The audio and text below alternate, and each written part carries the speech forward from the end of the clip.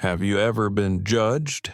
Before you even said a single word, have you ever sat somewhere you earned, but someone looked at you like you didn't belong there?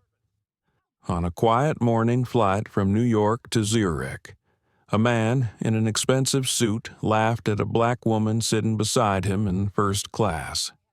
He didn't know her name. He didn't know her story.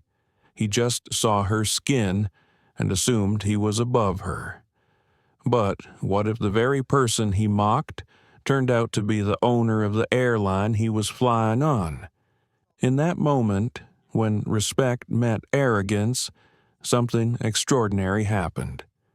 Would you have stayed silent, or would you have stood up not with anger, but with grace powerful enough to shake an entire industry?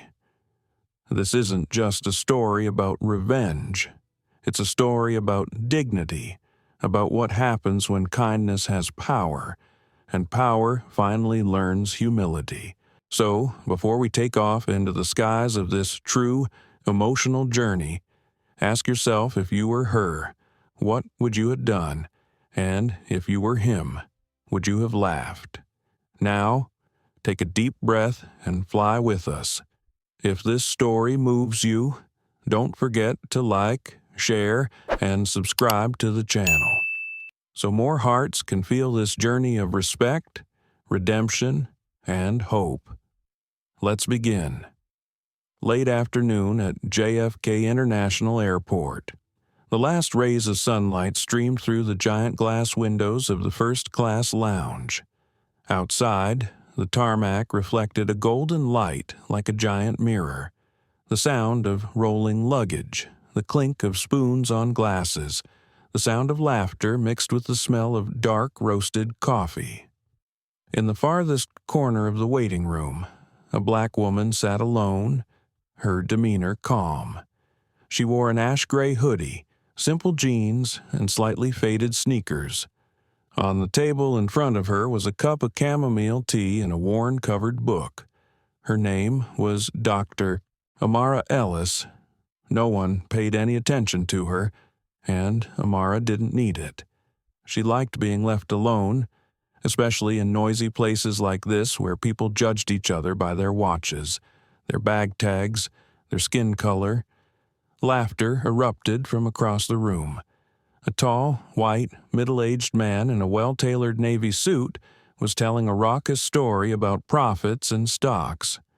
It was Richard Dane, a partner at Phoenix Capital, a prominent hedge fund in New York's financial industry. Next to him walked a young blonde woman, her high heels clicking on the floor.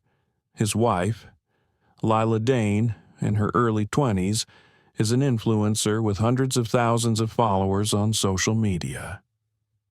Lila kept taking pictures of the champagne glasses with her phone, while Richard kept calling the waiter to change the wine to a more authentic one. As Richard's eyes scanned the room, his eyes fell on Amara. She sat quietly, reading, seemingly detached from the glittering world around her. He smiled faintly. A small, contemptuous smirk. "Well, would you look at that?" he said, loud enough for a few people to hear. "Did they start letting staff use this lounge?" Lila smiled faintly, a little embarrassed, but did not stop him. Amara continued reading, her fingers stroking the pages. She heard every word, every small syllable, but did not react. In her head, a quiet thought. "It's been a long time since I heard this kind of sentence. I thought it was in the past." Richard continued his story, now turning to a recent investment. He spoke loudly, boasting that Phoenix Capital was considering buying shares in a struggling airline called Sky Nova Airlines. He waved his hand. "They're desperate. Their management's a mess. We'll walk in and clean house." Amara raised an eyebrow. Sky Nova. She knew that name better than anyone. She had completed the acquisition of a controlling stake in the company less than a month ago. Through her company, Astra Aerotech, she said nothing. She just sipped her tea, the gentle scent of chrysanthemum spreading in her mouth, overpowering the bitter taste of the contempt she had just heard. At the counter, a young black female employee walked up to Richard's table and smiled politely. "Would you like a refill, sir?" He did not look at her, just waved his hand. "Bring something cold. Not this cheap stuff." The girl bowed her head slightly and left. Amara watched her leave, her eyes slightly sad. She recognized herself in her 20s, a young engineer in an environment full of white men. The same kind of insults had echoed back then. A soft announcement echoed throughout the room. Sky Nova Flight 118 to Zurich is now boarding. First-class passengers, please proceed to Gate 12. Amara closed the book and stood up. She folded her coat, shouldered her backpack, and stepped out of the chair. Richard watched, squinting slowly.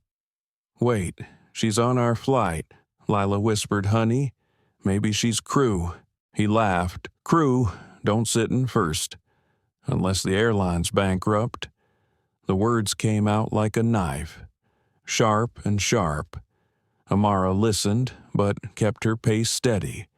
Her shoes echoed rhythmically on the floor, over the loudspeaker calling passengers. At the boarding gate, she smiled at the check-in staff. "Seat 2A. Thank you." Richard stood right behind her, holding out his boarding pass, his eyes still glancing at her, looking surprised and annoyed. "First class, too. Interesting." The employee scanned the code, then smiled. "Enjoy your flight. Dr. Ellis." Hearing the word doctor, Richard paused. A moment of surprise appeared on his face, but then he quickly shrugged and smiled awkwardly. Everyone's a doctor these days. Amara only replied with a calm, misty gaze. On the ramp, she took a deep breath. The cold air carried the smell of metal and jet fuel. As she walked, a strange feeling crossed her mind, a sense of peace, but also a premonition that this flight would be different. Behind him, Richard continued to talk loudly, telling about his business trip to Zurich, about the deals worth hundreds of millions of dollars. As for Amara, she became more calm with each step. She knew that soon. The thin veil between appearance and nature would tear itself apart, without her having to do anything. As she sat down in seat 2A, the soft leather seat and soft lighting surrounded her. She put down her book and looked out the window. The runway stretched out, planes lined up waiting to take off. In her mind, her mother's words from years ago echoed again. "You don't need to shout to be heard. Just stand still long enough and the truth will speak for itself." She smiled slightly. And in row 2C, Richard Dane sat down, not knowing that he had just accidentally walked into the most expensive lesson of his life. The plane shuddered as it lifted off the ground. The yellow lights of the first-class cabin reflected off Amara's cheeks, casting a soft glow. The engine hummed softly, like a long, metallic sigh. She leaned her head back and closed her eyes for a few seconds, not to rest, but to feel. It was always her favorite moment when the wheels left the runway, when everyone lost their balance for a moment, and the world went silent. Amara liked the feeling. It reminded her of her beginnings. As a child, she lived in a suburban Atlanta apartment with peeling paint and stuck-on windows. Her mother, Lorraine, worked as a housekeeper at a hotel near the airport. Every time she heard a plane fly overhead, little Amara would run to the window and look out, imagining herself sitting inside, looking down at that tiny world. Her mother would smile and say, "Someday, you're not just going to fly, you're going to make people fly." That saying followed her all her life. In the cabin, a flight attendant named Ethan Cole walked over. His voice gentle, "Ma'am. Would you like something champagne or juice?" Amara opened her eyes, smiled. "Chamomile tea. Thank you." Ethan was a little surprised. Most first-class guests chose expensive spirits or cocktails, but she only chose tea. Her voice low and calm. "Yes, ma'am," he replied, nodded slightly and left. Amara watched and thought to herself, Ethan has a good demeanor. His eyes don't avoid, but he's a little tense. Maybe he's under pressure. She made a quick note on her phone, an old habit. Every time she flew, she would secretly rate the airline service. No one knew that the quiet woman in seat 2A was the largest shareholder of Sky Nova Airlines. Richard Dane's laughter echoed from the next row, loud, self-satisfied. He was boasting to his neighbor about Phoenix Capital's profits, lazy Gen Z kids, and a society that is losing its moral compass. Every time he spoke, Lila leaned in, smiled wryly, and raised her phone to take another picture of the wine glass. Amara looked at them briefly, not with anger, but with cold, professional observation. She had met hundreds of them, people who believed that money could buy anything, including the right to look down on others. They had looked at her that way before, more than 15 years ago. She was a young engineer working on an aircraft engine project in Boston when she presented her idea for a new fuel-efficient engine. A white manager looked at her and sneered, "Do you understand dynamic physics, or did you just read it from a magazine?" The room laughed. She was silent. Then, 6 months later, her engine prototype passed its tests and was granted a patent. But instead of getting angry, she just recorded that moment in her memory as a milestone in her patience. From then on, Amara learned that silence is strength, not silence to endure, but silence to observe, to remember, to act at the right time. Ethan turned back, placing the tea tray in front of her. "Here's your chamomile tea, ma'am." Amara nodded. "Thank you, Ethan." He smiled, a little confused that she remembered his name. She lifted the teacup, the steam gently hidden her face, the sweet aroma soothing her mind. She looked out the window. Outside, the sky was a deep blue, the orange glow of the setting sun fading through the clouds.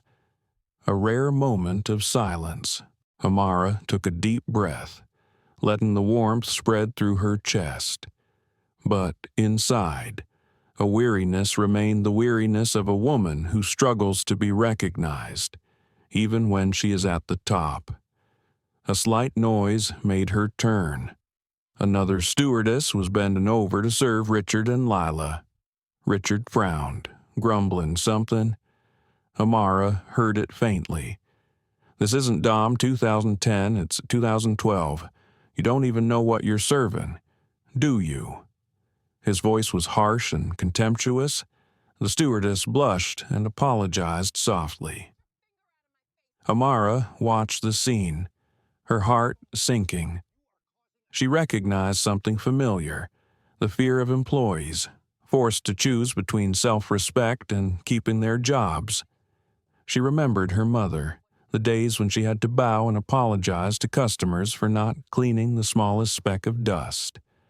A pang of regret crept into her heart. She put down her teacup, looked out the window, and the voice in her head echoed again. Silence is golden, but sometimes silence is also a sin.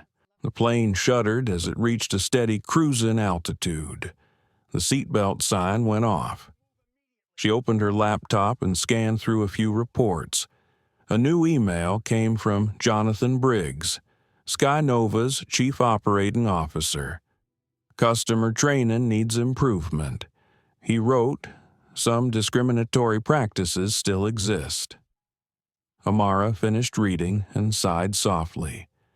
She typed a few lines in reply. Jonathan, I'll do a reality check on this flight. No need to inform anyone. We can't change policy until we understand the fears of the people implementing it. She pressed send. It was a small message, but she knew sometimes change started with the most ordinary observations.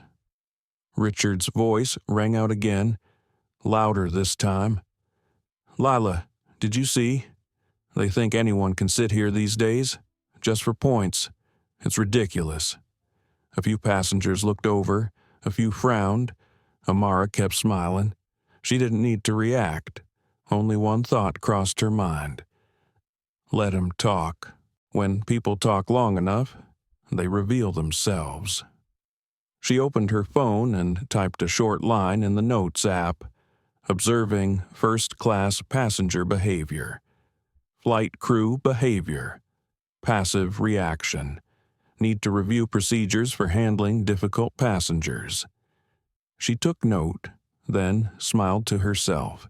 If anyone saw her, they would probably think she was just a meticulous passenger who liked to take notes. No one knew that each line she wrote could change the entire policy of an airline. Outside the window, the moon began to appear. A silvery streak of light shimmered on the wings of the plane. Amara wondered what the people sitting around her would think when they saw a black woman in first class. Would they be curious, suspicious, or threatened?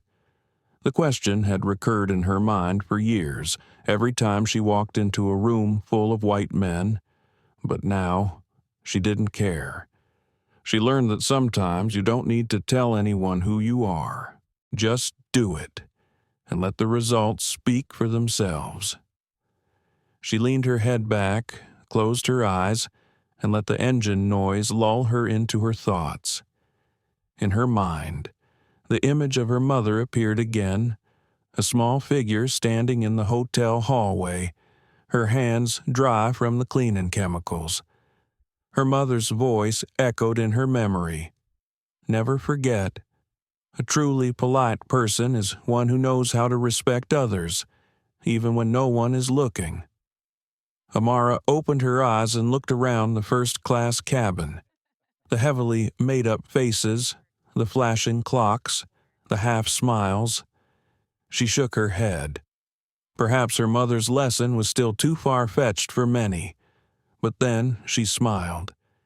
In her heart, a thought was as clear as the moonlight outside. They will understand. The plane continued to glide across the dark Atlantic sky, and Amara sat there, calm and determined. The woman few knew, quietly writing a new part of aviation history, not through speeches, but through her own observations, her understanding, and her timely actions. She took a last sip of tea. The scent of chamomile was as light as her breath, and somewhere, deep down, Amara felt safe because she knew that tomorrow, when it all happened, she would be calm enough to do the right thing. The loudspeaker blared in the waiting area, a steady female voice announcing that Sky Nova Flight 118 to Zurich was opening its doors to first-class passengers. People began to line up. Expensive suits, shiny leather suitcases, and the scent of expensive perfumes mixed together to create the distinctive scent of the wealthy class. Amara stood up, neatly slung her backpack over her shoulder. She had no designer handbag, no diamond watch, just a small notebook in her hand. A quiet woman in the crowd showing off. Richard Dane walked confidently behind her, holding an unopened box of cigars. He watched the line move forward, sighed, and said loud enough for the whole group to hear, "Unbelievable. Even boarding first feels like rush hour now." A man standing nearby laughed in agreement. Lila stood next to him, glanced quickly at Amara, then leaned over and whispered in her husband's ear, "Honey, she's going to first too." Richard raised an eyebrow, his voice half contemptuous, half sarcastic. "Maybe she's part of the crew. You know, diversity program and all that." Amara heard clearly. She didn't turn around, just squeezed the notebook in her hand. She had heard enough of that tone over the years. From the investment committee to the boardroom, the jokes and laughter all had the same flavor, blind confidence. As the line moved, a Sky Nova employee opened the door, smiling and greeting each customer. "Good evening. Welcome aboard." The girl was young, her voice soft, but her eyes were a little tense. Richard stepped forward, casting a brief glance at her name tag. Sophia. "Right. Don't drop my bag. It's worth more than your paycheck." The girl tried to smile. "Yes, sir." Amara watched the scene from a few steps back. She took a breath, feeling both sad and disappointed. Every flight was a test of service culture, and she was witnessing a bad one. When it was her turn, Amara presented her boarding pass. The attendant scanned it, and a friendly voice said, "Welcome aboard, Dr. Ellis. Seat 2A. Have a wonderful flight." Richard heard it, turned his head. "Doctor," he repeated, his voice doubtful. Lila pursed her lips, her eyes drifting over Amara's casual hoodie, then back to her husband. "Maybe like a PhD in art or something." Richard laughed, the sound echoing in the small space, making a few people turn around. "Sure, honey. Or maybe she got one of those online degrees." Amara still didn't reply. She just bowed to the staff and walked up the gangway. The light from the cabin was warm and white, but not enough to erase the bitterness in the air. As she entered the first-class cabin, Amara took in every detail. The light scent of sandalwood wafted through the air, the dark brown leather seats, the soft yellow LED lights on the ceiling. A flight attendant stood there, greeting her. "Good evening.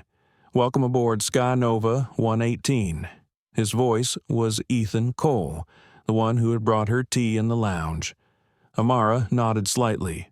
"Good evening, Ethan." He looked surprised for a moment, then smiled. "Nice to see you again, ma'am."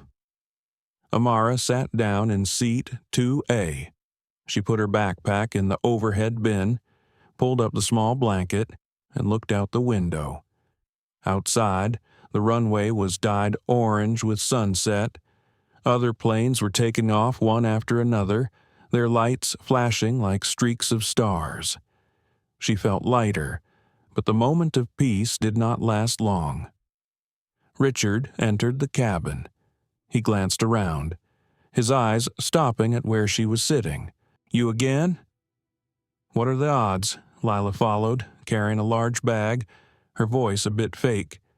"Oh, maybe fate wants us together." Richard laughed loudly. "Yeah, if fate likes jokes." Amara smiled slightly, still looking out the window. Ethan walked over to help them pack.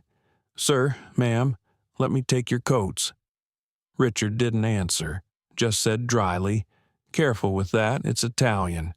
When Ethan was a little slow, Richard frowned. "Do they hire anyone these days?" Ethan blushed. He turned to Amara, about to say something, but she just shook her head, her eyes telling him to calm down. She didn't need to speak. Some battles weren't won with words. Laura Hill, the flight attendant, appeared.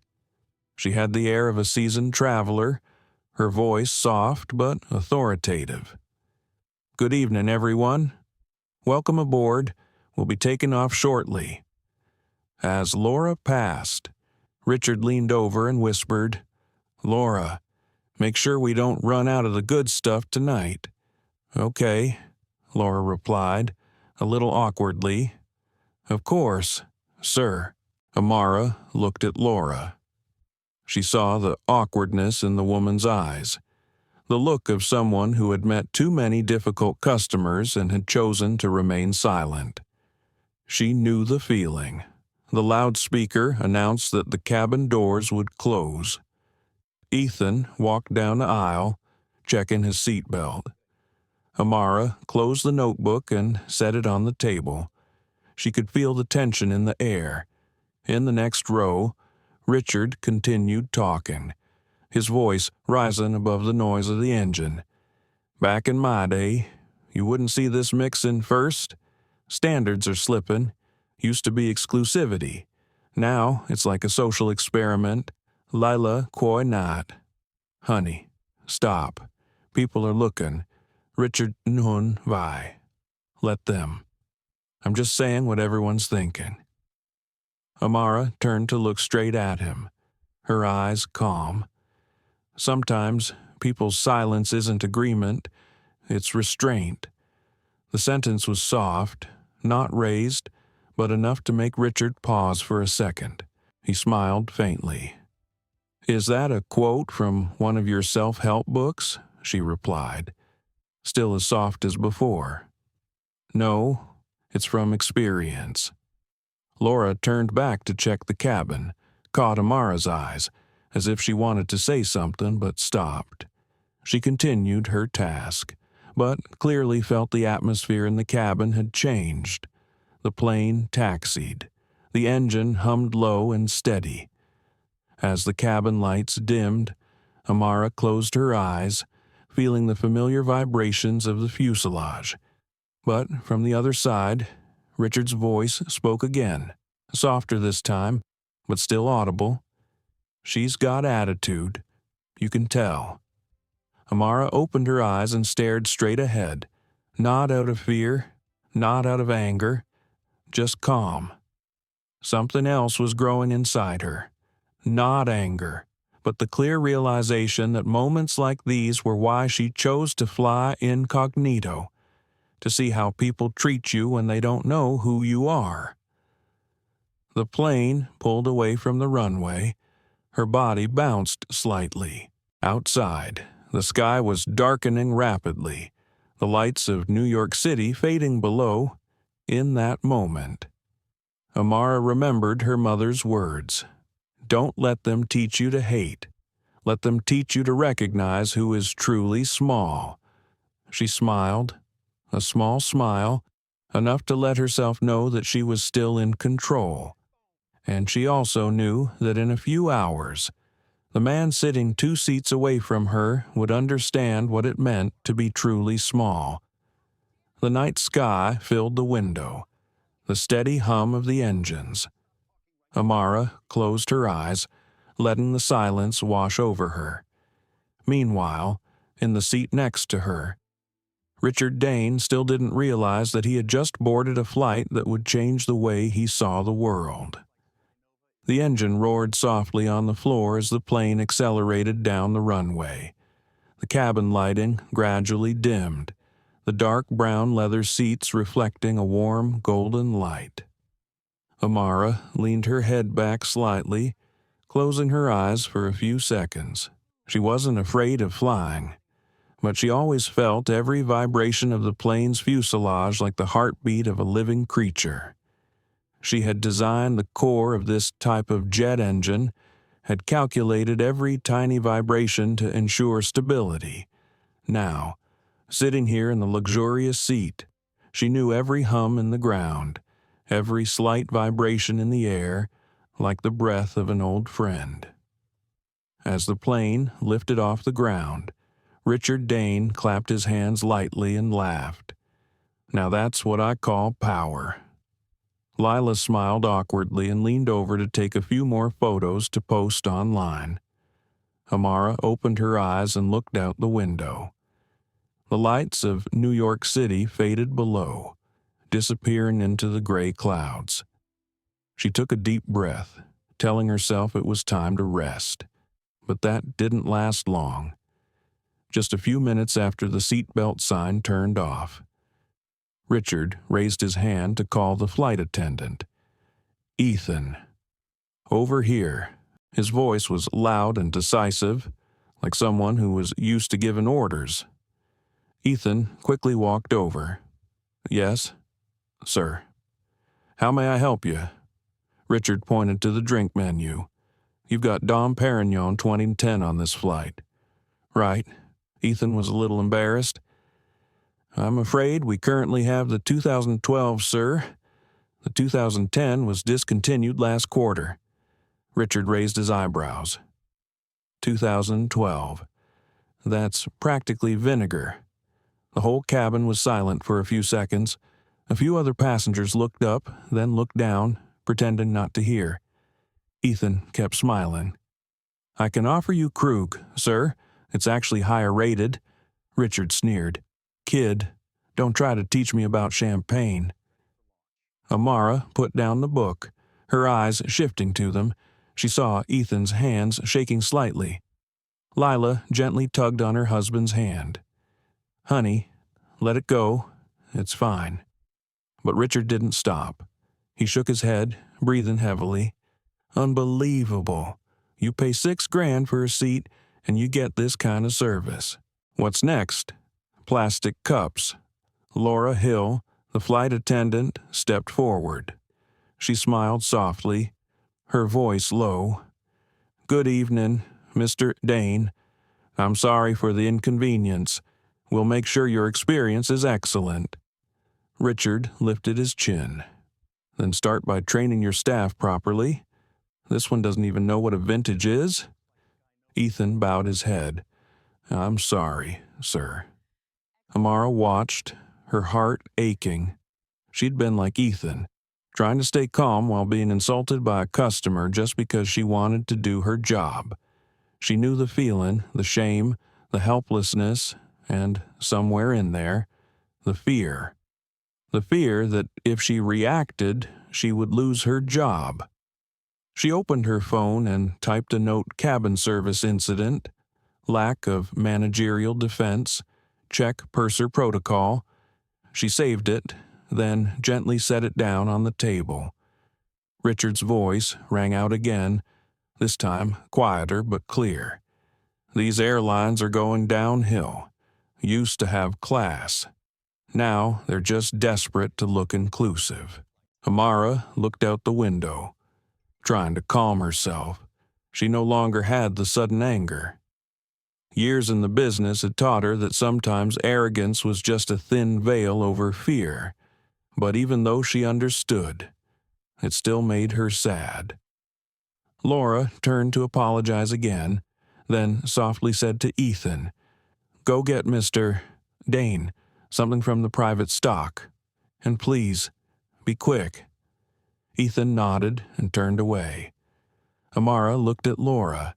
The middle-aged woman's eyes were filled with worry. Not that the customer would be angry, but that the system would not protect her. When Ethan returned, carrying another glass of wine, Richard glanced at it, then said, "Finally, let's hope it doesn't taste like tap water." He took a sip, then leaned back in his chair complacently, saying nothing more. Amara let out a small breath. She could feel the tension in the cabin, as if everyone was trying to hold their breath. She knew these situations happened every day, but it still hurt her to see them. She didn't want to be a bystander forever. Another flight attendant walked by and asked Amara if she wanted to eat. She smiled. Maybe later. Just tea for now. When the girl left, Amara opened her laptop and checked some financial reports. The Skynova Airlines logo was clearly visible on the screen, and in the right corner was her name, Dr. Amara Ellis, Executive Board Member.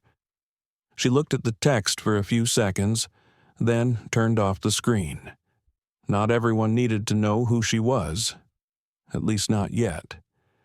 Richard was talking to the passenger next to him, a man who also looked quite wealthy. "We're thinking of acquiring some aviation stocks. These companies need real leadership, not PR stunts." Amara found the conversation paradoxical. Little did he know, The person he was talking to was the person sitting 2 seats away from him. She thought of her mother. When she was little, she would tell her mother about injustices she had faced, and her mother would always say, "Don't let your anger dictate your actions." The words suddenly became clearer than ever. The plane was flying steadily above the clouds, the lights dimming. Laura walked along the cabin, checking on the passengers, smiling awkwardly at them.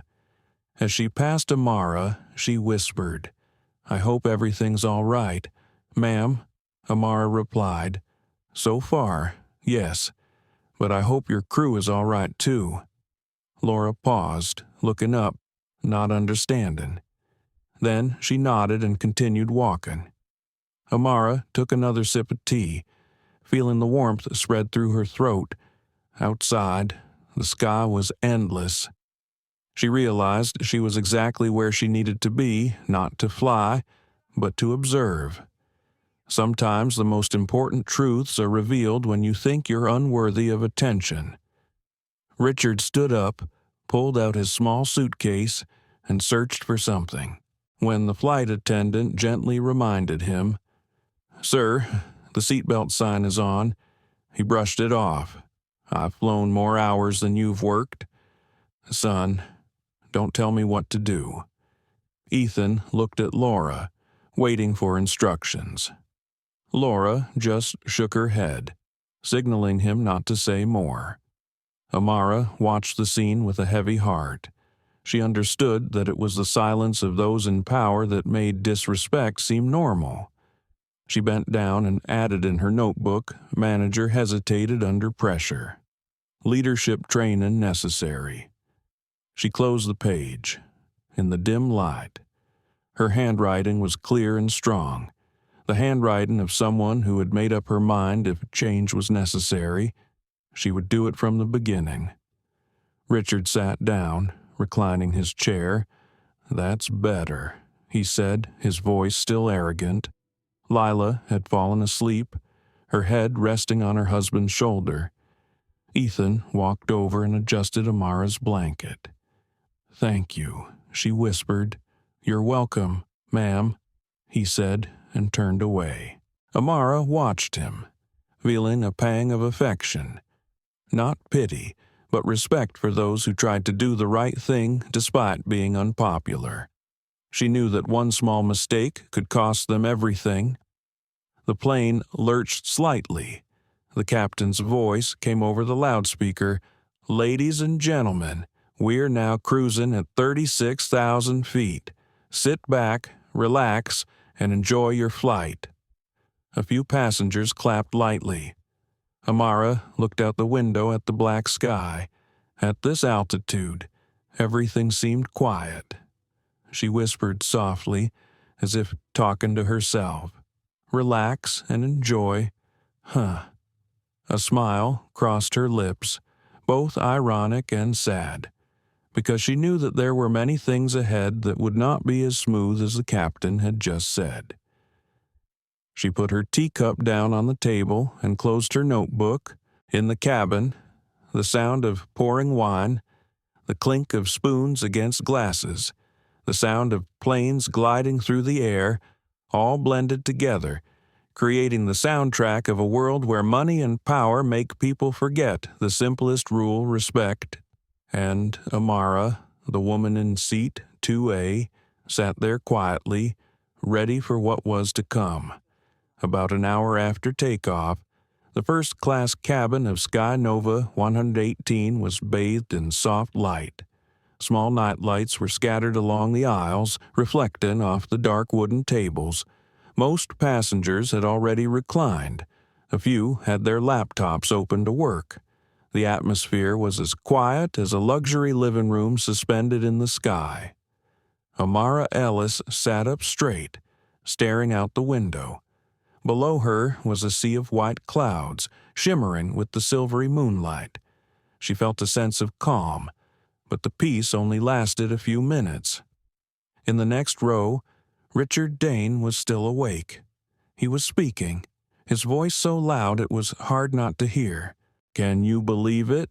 Richard said, turning to the man sitting behind him. Used to be that first class meant something. Now it's full of wannabes and people cashing in their miles. It's not exclusive anymore. The other man laughed along. Yeah, times have changed. Amara didn't want to hear it, but she couldn't help it. Each word stung, not because it personally offended her, but because it brought back old memories, years when she had to prove she was good enough to sit at the negotiating table, when others could be trusted just by showing up. Richard smiled, took a sip of wine, and looked at Amara. So, what do, sweetheart? His voice was loud enough for everyone to hear. Amara turned her head, her eyes calm. I work in the aviation industry. Richard raised his eyebrows, half surprised, half mocking. Oh, flight attendant training or ground staff. Lila chuckled, trying to lighten the mood. Honey, stop. She might be an engineer or something. Richard waved his hand. Engineer, sure. Everyone's an engineer these days. He laughed again, a dry laugh echoing in the small cabin. Ethan Cole, who was preparing the drinks tray, paused for half a second. He glanced at Amara, his eyes showing concern, but said nothing.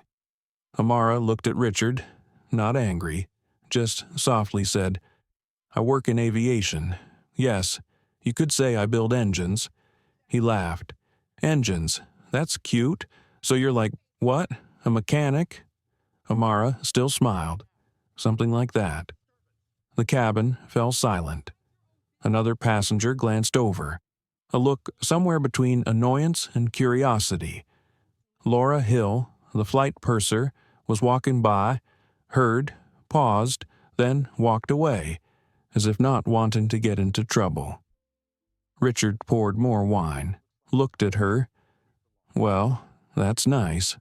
Good to see hard-working people getting a taste of the good life. You married Amara, gently placed her teacup on the table, her eyes looking straight at him, her voice still calm.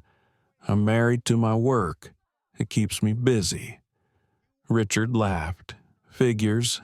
Career women, always single, too busy proving something. Lila Key sang Chong. Honey, stop it. You're being rude. Richard Nun Vai. I'm just making conversation. Amara was silent. She didn't say another word, just looked out the window, but inside, her heart was in turmoil. Not because he had offended her, but because she saw reflected in him the system that had blocked her path for half her life. She took a deep breath, opened her notebook, and wrote a few lines. Observation crew intimidated by passenger, purser passive, behavior escalates with lack of correction. She paused, thinking. Each line was a small note in the reform plan she was quietly building. Suddenly, the sound of a wine glass being slammed down on the table startled her. Richard frowned. Ethan, what's taken so long with my steak? This is first class, not coach service. Ethan hurried over. I apologize, sir. It's being plated now. Just a few more minutes. Richard shook his head. Typical. He turned to Amara, half smiling. See what I mean? Standards have dropped. You can't even get decent service anymore. Amara looked at Ethan, seeing the tension in his shoulders. She started to say something, then stopped. She didn't want to interfere, at least not yet. Some lessons had to be learned, not forced. Lila bowed her head, her voice low. Honey, you're embarrassing us, Richard replied. Please, these people need to know who's paying their salary. He smiled, pouring himself more wine, completely unaware of the contemptuous look some passengers were giving him. Laura Hill Kui Lei, Kogang Hoa Giai. Mr. Dane, we truly apologize for the delay. The kitchen is preparing your meal now. I can bring you an appetizer while you wait. Richard Leco, maybe you should bring better staff instead." The air was thick. Amara looked at Laura. The woman's eyes showed fear. She understood that Laura was not a coward. She was just living in a system that made people like her fear the customer, even if the customer was wrong. Amara sipped her tea, her voice soft but clear. "You know, sometimes how you treat people says more about you than about them." Richard turned around, his smile stiff. "Excuse me," she looked straight at him. "I said, respect doesn't come with the ticket price." Lila quickly interjected, "Honey, let's just eat." "Okay." Richard chuckled dryly. Sure. But you know what they say, money talks," Amara replied, her voice strangely calm. "Only when wisdom stays silent." He frowned, seemingly not understanding. Ethan returned with the food tray, his hands shaking slightly. He placed the plate in front of Richard, trying to keep his voice calm. "Here you go, sir." Richard glanced at him. About time. He cut a piece of steak, tasted it, then snorted. Overcooked. Ethan started to apologize, but Amara looked at him, shaking her head slightly. One look was enough to tell him, "Don't apologize for something that isn't your fault." Richard continued eating, unaware that the atmosphere around him had changed. His arrogance, instead of frightening others, now only disgusted them. As Laura passed, Amara called out softly, "Ms. Hill, may I speak with you later?" Laura was surprised. "Yes, ma'am, of course." Her voice trembled slightly, not understanding why. Amara just smiled. Nothing urgent, just something about leadership. Laura nodded slightly and left. Amara's words lingered in her mind for the rest of the flight, though she wasn't sure why. Richard finished his meal and ordered more wine. Lila was completely silent, her eyes glued to her phone. Amara closed her eyes and leaned her head back in her chair.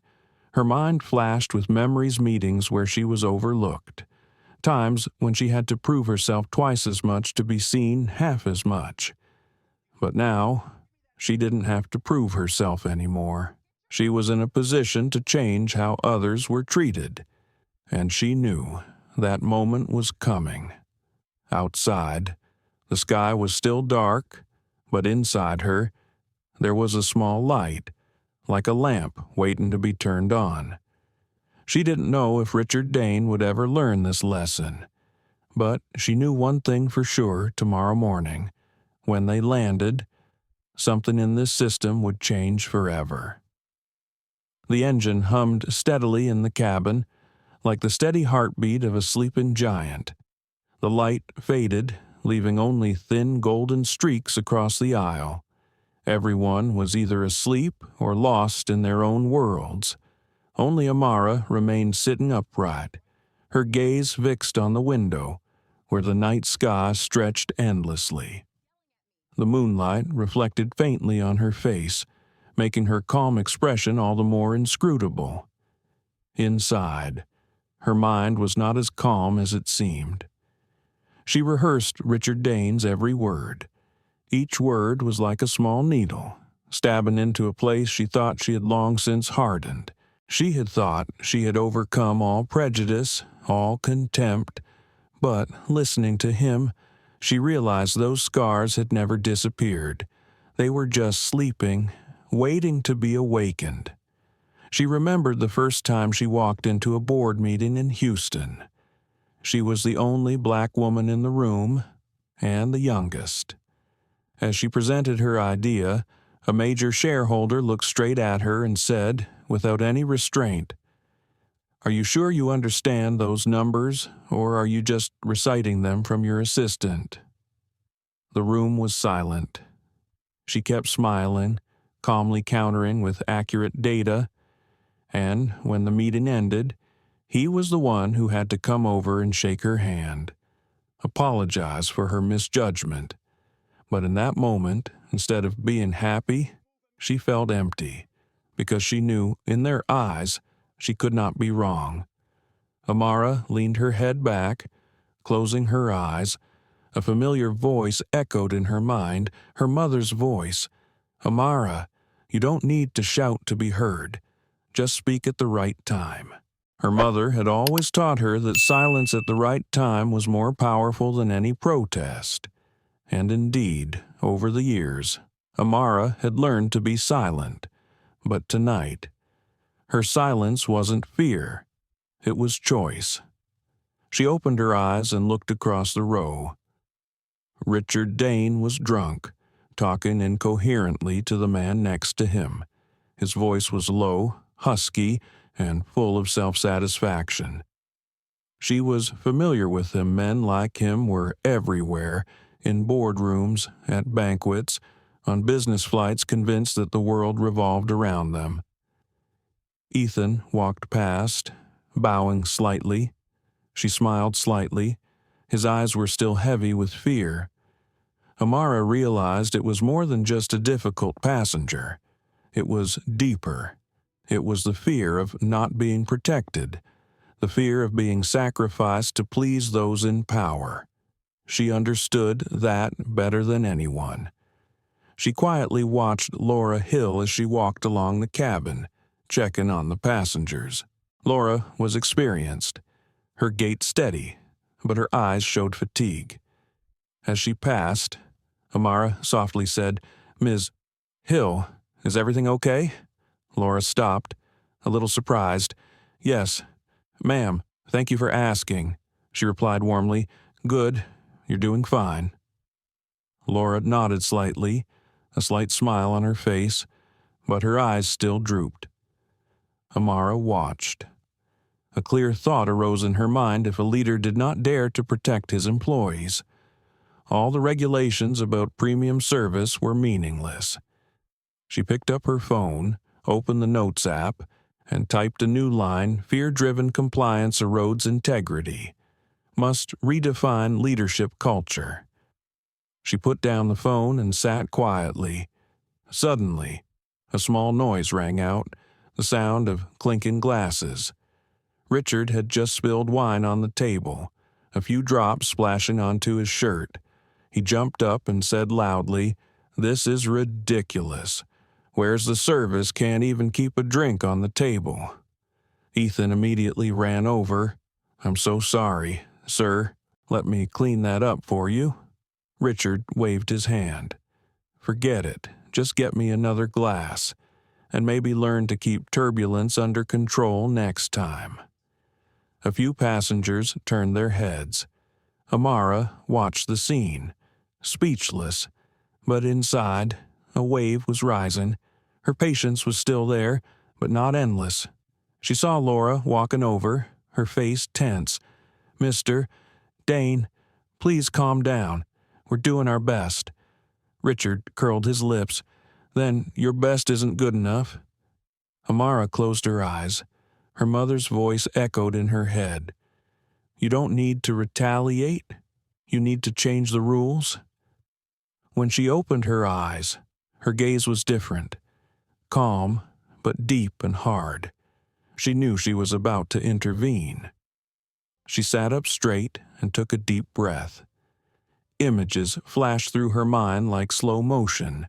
Young engineers being disrespected, employees being yelled at, little people suffering for food and clothing.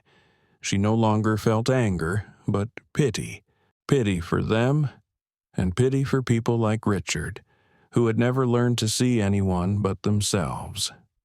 Laura stood still for a few seconds, then softly apologized to Richard again. She bowed her head. "We're sorry for the inconvenience, sir." He sneered. "You should be." That sentence seemed to seal the deal. No one in the compartment said anything. Amara looked at Ethan. The young man was bowing his head, clenching his fists, trying to keep calm. She realized that if she remained silent, this would happen again, not just here, but everywhere. She opened the notebook and wrote the last line on the page, "Observe no more. Act when necessary." She closed the notebook, put it in her bag, and looked out the window. The sky outside was as black as ink, but a thin strip of aurora borealis had begun to appear in the distance. The purple-blue streaks were winding and dancing gently. The sight made her feel her heart lighten. "No, silence is not weakness," she whispered to herself. "Silence is preparation." She leaned her head back, closed her eyes, and let the sound of the engines accompany her thoughts. When they landed tomorrow morning, everyone would think it was just another flight. But Amara knew that big changes started with small moments like this, when someone decided that respect was no longer a privilege, but a right. Richard leaned back in his chair, eyes half closed. Lila was silent, looking at her husband with an annoyed look.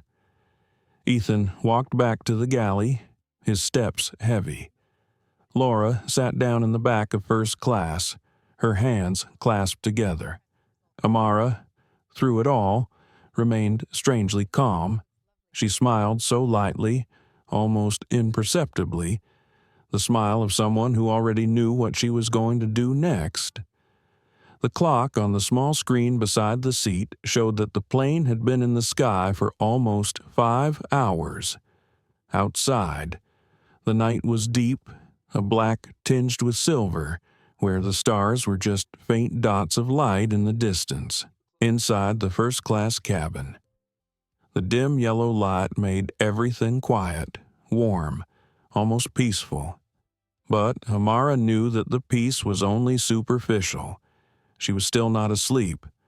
Beside her, Richard Dane lay on his side, muttering incoherently, the strong smell of alcohol permeating the chair. Lila leaned to one side, her face tired, the phone on her lap with the screen off. She seemed to be thinking about something, occasionally glancing at her husband and then looking away. Ethan Cole walked lightly across the aisle, tray of water in hand, his eyes cautious. Every step he took seemed measured by fear. As he passed Amara, he stopped and asked softly, "Would you like some water?" "Ma'am." She nodded slightly. "Thank you, Ethan." He smiled slightly, then continued on his way. As he left, Amara watched, a feeling of sympathy rising in her heart. A young man, just starting out in his career, had learned to endure in order to keep smiling. She remembered the employees she had met at Sky Nova headquarters, who were yelled at and forced to serve special customers, just for fear of losing their contracts. She knew that it was the silence that made people like Richard think they could do anything without being stopped. Laura Hill, the flight attendant, appeared at the front of the cabin. She walked slowly, looking at each seat, her eyes heavy. When she passed Amara, she stopped. "Can I get you anything?" "Dr. Ellis." The address surprised Amara a little. Then she smiled. "So you know who I am?" Laura nodded, her voice small. "I recognized your name earlier. I wasn't sure at first." Amara nodded slightly, her voice still soft. "It's okay. Pretend you don't." Laura was a little confused. "Ma'am, if I may say, I'm sorry for what happened earlier. The way Mr. Dane spoke to you, it wasn't right." Amara looked at her, her eyes warm. "Thank you, Laura. But it wasn't about me. It was about how people treat others when they think no one's watching." Laura was silent for a moment, then sighed. "You're right. It's just sometimes it feels safer to let things slide." Amara looked straight at her. That's how culture breaks. Not in big ways, but in small silences. Laura bowed her head, her eyes red. She nodded slightly, then said softly, "I understand." When Laura left, Amara remained seated, silently observing the cabin. In the next row, Lila had her headphones in, looking out the window. Amara caught the young girl's gaze in the reflection, a lost gaze. In that moment, Amara realized that Lila was not truly happy. Beneath the flashy facade of diamond rings and expensive handbags was a woman tired of playing the perfect wife to a man like Richard. Not long after, Lila took off her headphones and turned to Amara. Her voice was low and hesitant. "Can I ask you something?" Amara smiled. "Of course." Lila looked down at her hands. "Does it ever stop? The feeling that people don't take you seriously?" The question made Amara pause a bit. She didn't expect the question to come from Lila, the person who had been laughing at her husband's insults just hours ago. Amara thought for a moment and replied, "It never really stops, but one day you stop needing their approval." Lila was silent. A hint of sadness flashed in her eyes. "You seem peaceful," she said softly. "Even when he said those awful things, you didn't react." How Amara looked out the window. "Because I've learned that not every fight needs an audience. Some fights, you win by building something better." Lila nodded, her eyes distant. "I wish I had that strength," she whispered. Amara turned, her voice soft. "You do. You just haven't decided to use it yet."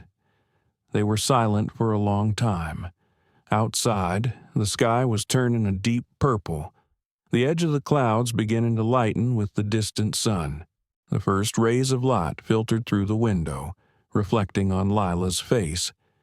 In that light, she looked younger, more vulnerable, like someone waiting to be forgiven not by someone else, but by herself. There was a sudden sound, a glass crashing. Richard woke up, staggered to his feet, and said loudly, "Where's the bathroom? These seats are confusing." Ethan walked over. "Sir, it's right behind you on the left." Richard waved his hand. "I knew it." He staggered away, bumping into another seat. The passenger turned around, annoyed. Amara watched, her eyes calm, but she knew in her heart this had crossed a line. When Richard returned, he stopped right in front of Amara, his eyes wild with alcohol. "You know what?" he said, his voice low but full of contempt. "You've been staring at me all night. You think you're better than me, huh?" The cabin seemed to hold its breath. Ethan stepped forward. "Sir, please sit down. We're still in the air." Richard didn't listen, pointing at Amara. "These people always act like victims, always pretending to be something they're not." Amara remained seated, her eyes never leaving him. Her voice was low and calm. "Please, sit down. Mr. Dane, you've had enough to drink." Richard laughed. "You don't tell me what to do." "Lady." Laura immediately stepped forward, her voice more serious than usual. "Mr. Dane, I must ask you to return to your seat now." Richard turned back. "Or what, you'll kick me off the plane." He laughed, the sound echoing in the quiet cabin, then pointed at Amara. "She's the one who should leave. Doesn't even belong here." Ethan raised his hand to stop him, but Amara was already standing. She said nothing, just stood straight, looking at him. Her gaze was so calm that it made Richard pause for half a second. Her voice was soft, but it carried clearly in the cabin. "You should be careful, Mr. Dane. You never know who's watching." The air in the cabin froze. Richard sneered. "Is that a threat?" Amara replied. "No, just a reminder." Then she turned to Laura. "Ms. Hill, please log this incident in your report. Include the exact time and the fact that the passenger ignored multiple crew instructions. Laura was stunned for a moment, but then nodded. Yes, ma'am. Ethan looked at Laura, then at Amara, not quite understanding. Richard stepped back, frowning. What's that supposed to mean? Amara simply replied, You'll find out soon enough. She sat down, as if nothing had happened. Laura and Ethan looked at each other, both sensing that there was something very unusual in the voice of the woman in seat 2A, a quiet authority that needed no justification. Outside, the sky had lightened. The first rays of sunlight streamed into the cabin, bathing Amara's face in a soft glow. She closed her eyes and exhaled slowly. There was no anger in her, only a clear feeling it was all coming to an end, and the truth was about to come out. The morning light gradually shone through the cabin windows, casting a warm, pale yellow hue over the luxurious seats. Outside, the sky was a calm blue, without a cloud in sight. The captain announced over the loudspeaker, We are flying over European airspace, and will land in Zurich in 2 hours. His voice was deep and even, giving a sense of security. But in the first-class cabin, the atmosphere was still as tense as a bowstring after the incident just now. Richard Dane was silent, but not out of embarrassment. He leaned back in his seat, his gaze coldly fixed on the window. The way he held his new drink suggested he was still trying to regain his composure. But the other passengers were no longer focused on him. A few people occasionally glanced at Amara Ellis, the black woman in seat 2A, who had made the smug man back down with a few words. Ethan Cole walked over and gently placed a glass of water on Amara's table. He whispered, Thank you for what you did. She looked up, smiling. I didn't do much. Ethan shook his head. You did enough. Then he walked quickly, avoiding the gaze of purser Laura Hill, who was walking over. Laura Dung Lai, Hoi Kui Nguoi, Dr. Ellis, about the report you mentioned last night. I've logged everything. Would you like to review it before we land Amara Kegat Jiao?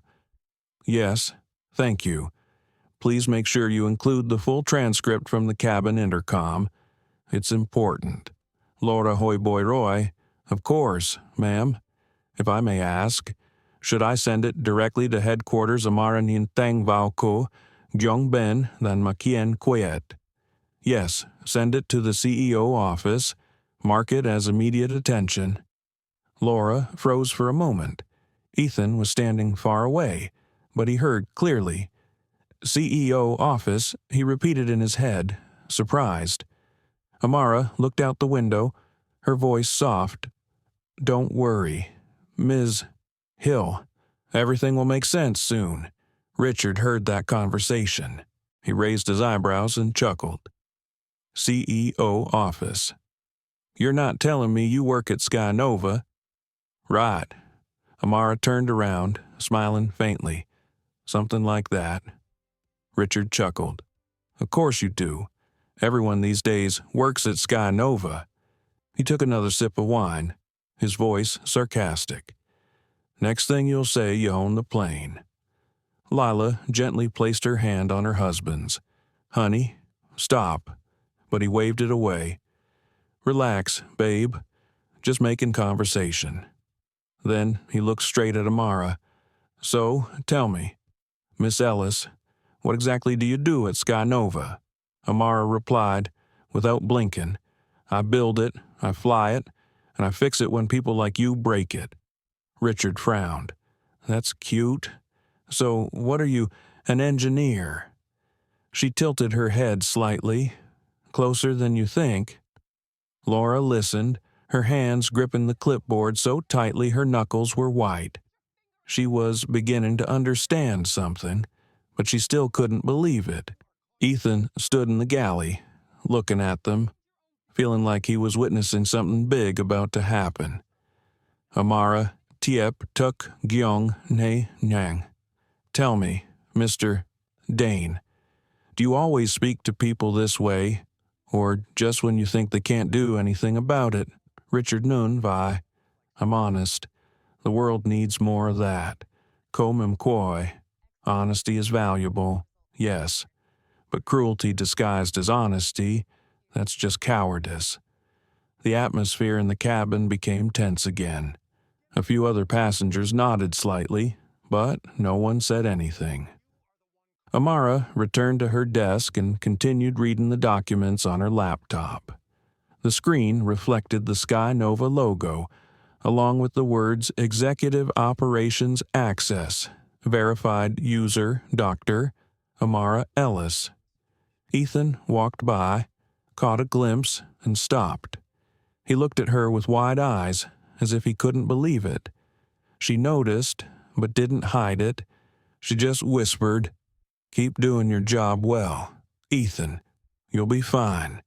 About an hour later, Laura returned, carrying her tablet. "Ma'am, I've finalized the incident report. Do you want to add anything before I submit?" Amara nodded, took the device, and read it quickly. Then she entered the notes Action Immediate Internal Review upon landing. Incident to be evaluated under Safety and Conduct Code 47B. Laura looked at the text and let out a sigh. Only high-ranking people at the airline knew about that code, the procedure reserved for incidents where passengers were offensive or dangerous to staff. "Submit," Amara said. Laura pressed the button, her hand shaking slightly. "Sent to headquarters," she whispered. Amara nodded. "Thank you." The atmosphere in the cabin changed completely. Laura stood up straighter, her voice firmer. Ethan also walked more steadily, a slight smile returning to his lips. The true power of a leader does not lie in shouting, but in making others dare to raise their heads. Richard realized that. He turned to Lila. "Why is everyone acting weird?" Lila was silent, just looking outside. He frowned. "What? Now you're ignoring me too." Lila sighed. "Honey, maybe for once, you should stop talking." He let out a forced laugh. "Oh, great. Now you're all against me." Amara watched the scene, speechless. She felt only pity, a powerful man, with everything, but no understanding of respect. As the plane began to descend, the captain announced, "Ladies and gentlemen, we are beginning our descent into Zurich. Please fasten your seat belts." Ethan and Laura walked through the cabin, checking on each passenger. As they approached Amara, Laura whispered, "Dr. Ellis, there's a message from headquarters. They received your report. They said to stand by for confirmation on arrival." Amara nodded. "Good, thank you." Richard raised an eyebrow. "Headquarters. You still pretending to be someone important?" Amara looked straight at him. "No, pretending. Mr. Dane." Then she turned away, her eyes calm. The moment the plane broke through the clouds, white light filled the cabin. The sky opened up brilliantly, revealing the snow-capped Swiss mountains below.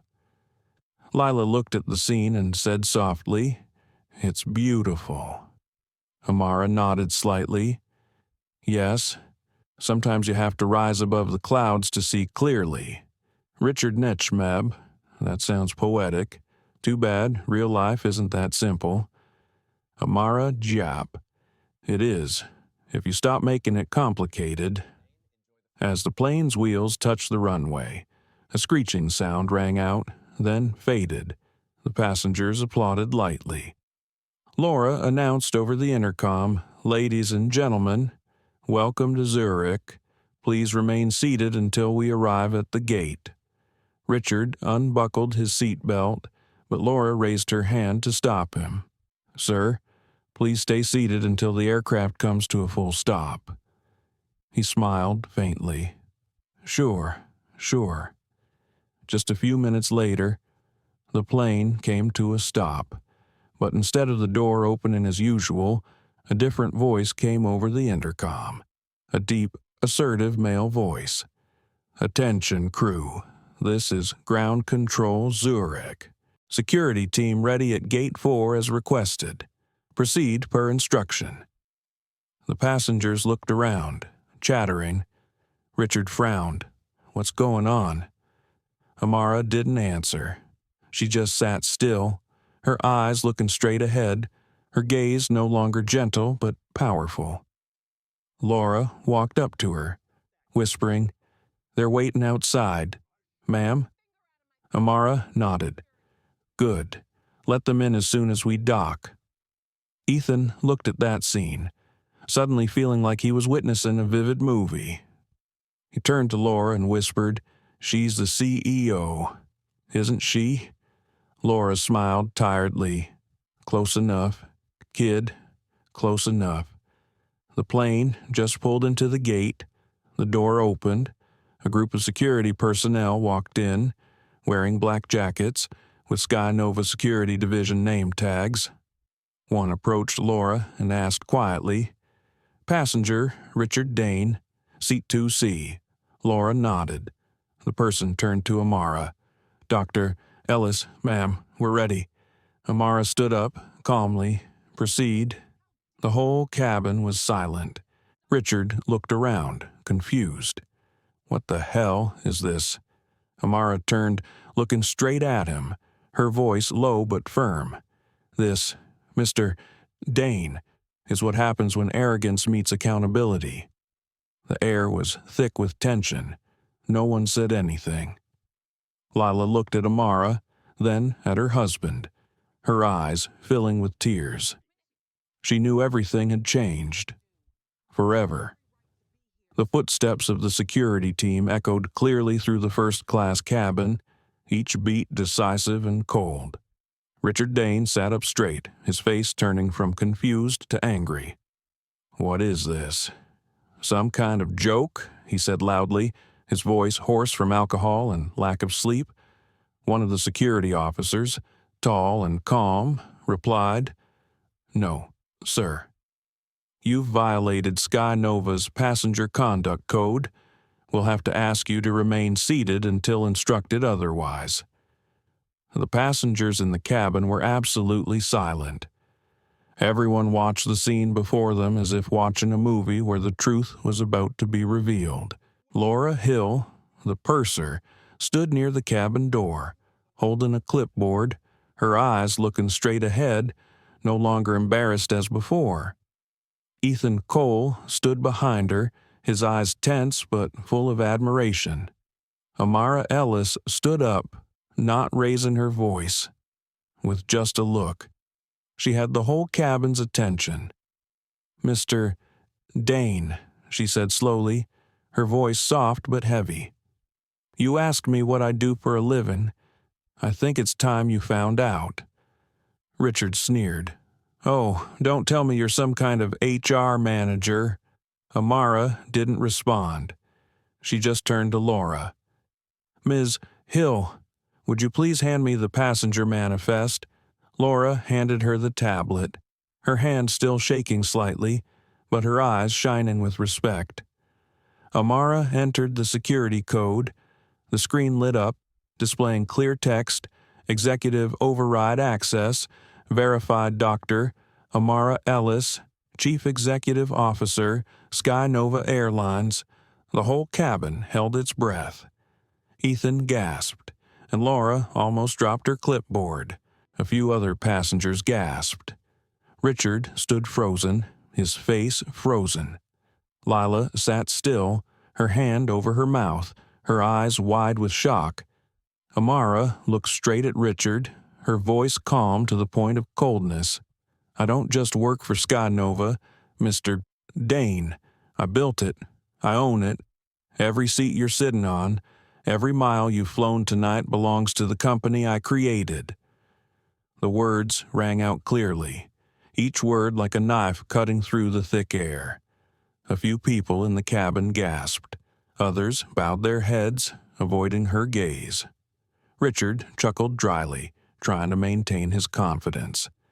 That's ridiculous. You're saying you're the CEO, no offense, but Amara interrupted, her voice still soft. Offense taken. Mr. Dane, because you've spent the last 10 hours offending everyone in this cabin. She turned to Laura. Ms. Hill, proceed with the official debrief protocol. Laura nodded. Yes, ma'am. Ethan, still standing behind her, looked at her with a different look. Not fear, but trust. He whispered, she's really her, and smiled as if he had just witnessed the impossible. Richard Jung Day, Ko Koi. All right, fine. Let's say you are who you say you are. You still can't just embarrass people publicly. I'm a shareholder myself. My firm has investments in multiple carriers. Amara, Nin, Ong. Then you should know better than to think money buys respect. Mot nahan vien anintintoi. Sir, we'll need you to come with us. Richard get Tay. You can't just throw me off Amara Jap. Actually, I can, and I am. Ko Kwei sang Laura. Issue a permanent no-fly status under Code 47B. Effective immediately. Laura entered the command into her tablet, her voice now firmer than ever. Confirmed. Passenger Richard Dane, Phoenix Capital, status revoked. The confirmation beep sounded, small but resounding in the quiet space. Richard turned to his wife. Lila, say something? But Lila just looked at him, her eyes disappointed. There's nothing left to say. Richard. She spoke softly, her voice trembling but firm. You embarrassed yourself, not them. The security team stepped forward, gently but firmly. Sir, this way. Please. Richard turned to Amara, his eyes bloodshot. You think you can humiliate me? Amara looked straight at him, not avoiding. No, Mr. Dane, you did that yourself. He was led away, heavy footsteps echoing on the floor of the cabin. As he left, Amara took a deep breath, then sat down. No one in the cabin said anything, no one dared. Ethan walked over quietly, placing a new cup of tea in front of her. For you, ma'am. Amara looked at him, a small smile on her lips. Thank you. Ethan, you handled yourself well. Laura stepped closer, her voice soft but full of emotion. Dr. Ellis, I can't tell you how much this means. We've all seen things like this, but no one ever steps in. Amara placed a hand on her shoulder. Now you know you can. A few of the other passengers began to clap. Slowly at first, then louder, the applause echoed throughout the cabin. Not cheers, but recognition, respect. Amara bowed slightly, greeting them. Lila remained silent. When everything had calmed down, she turned to Amara and said softly, I'm sorry for what happened earlier. I should have said something. Amara smiled slightly. It's never too late to do the right thing. Lila nodded, her eyes red. Maybe it's time I start. Moments later, as passengers disembarked, Ethan stood at the door, bowing to each person. As Amara passed, he whispered, It was an honor to fly with you. Ma'am. She looked at him. No, Ethan. It was an honor to see someone who still believes kindness matters. Keep that. He nodded, his voice cracking. Yes, ma'am. Laura stood back, watching Amara leave the cabin. She knew she had just witnessed a moment that would go down in Skynova history, when the head of the airline didn't just talk about a culture of respect, but lived it. Amara stepped through the plane's doors, into the bright Zurich morning light. A group of senior staff were waiting. Jonathan Briggs, the European Operations Director, stepped forward and bowed. Dr. Ellis, welcome back. She nodded. Good to see you. Jonathan, he said softly. We've already initiated the 47B enforcement. His membership is terminated, and press control has been notified. She replied, Good. But remember, this isn't about punishment. It's about setting the right example. Jonathan nodded. Understood, ma'am. As she left the airport area, a few passengers remained, whispering. One said to another, That woman, she owns the airline. The other shook his head. And she taught everyone on that plane what real class looks like. Amara did not turn back. She walked into the morning light, slow but powerful. She knew that what mattered was not who was taken, but who remained, who had seen, who had learned, that respect was never optional, but fundamental. She stopped in front of the large glass door, looking out at the runway. Another Sky Nova had just taken off, leaving a long white trail in the sky. She smiled and whispered to herself, Let's keep flying higher. The Zurich sky was so clear it reflected the Alps in the distance. Little did the local media know that morning that something had just happened in the terminal area of Gate 4 that would become the starting point for a wave of cultural change in the global aviation industry. In Sky Nova's temporary executive office at the airport, Amara Ellis sat quietly with a cup of black coffee. The smell of Arabica beans filled the room, mingling with the woody scent of her desk. She looked away from the laptop screen in front of her, but out the glass door, where the morning light was streaming in, reminding her that a new day was beginning. Jonathan Briggs, Gonkwa Roa Buok Vau. Morning, Dr. Ellis, Ong Noi, Jung Vua Keen Trong Vua Than Quen. The report's complete. Security confirmed the incident log. Zurich authorities already filed the passenger violation record. Amara Gat Zhao. Good. But make sure the report highlights the crew's restraint and professionalism. I don't want this to become about revenge. Jonathan K. Coy. Understood. The footage from the cabin cameras was clear. Your handling of it? Well, ma'am, I'd say it's going viral if it ever leaked. Amara Nin Ong. Nua Quoa Nua Nang Hiem. Then let's make sure it doesn't leak. Dignity isn't about exposure, it's about example. The door opened again, and Laura Hill walked in. She was still in her uniform, her face tired but her eyes bright. Ma'am, she said, I just wanted to thank you for what you did. For all of us. Amara smiled. You don't owe me thanks, Laura. You did the right thing when it mattered. Laura bowed her head. Her voice choked. I almost didn't. I was afraid. Amara put down her coffee cup and stepped closer. Courage isn't the absence of fear. It's acting despite it. Laura got, Norchmat Lun Train Ma. I've been flying for 18 years. Ko Noi Ke. I've seen things I had to ignore.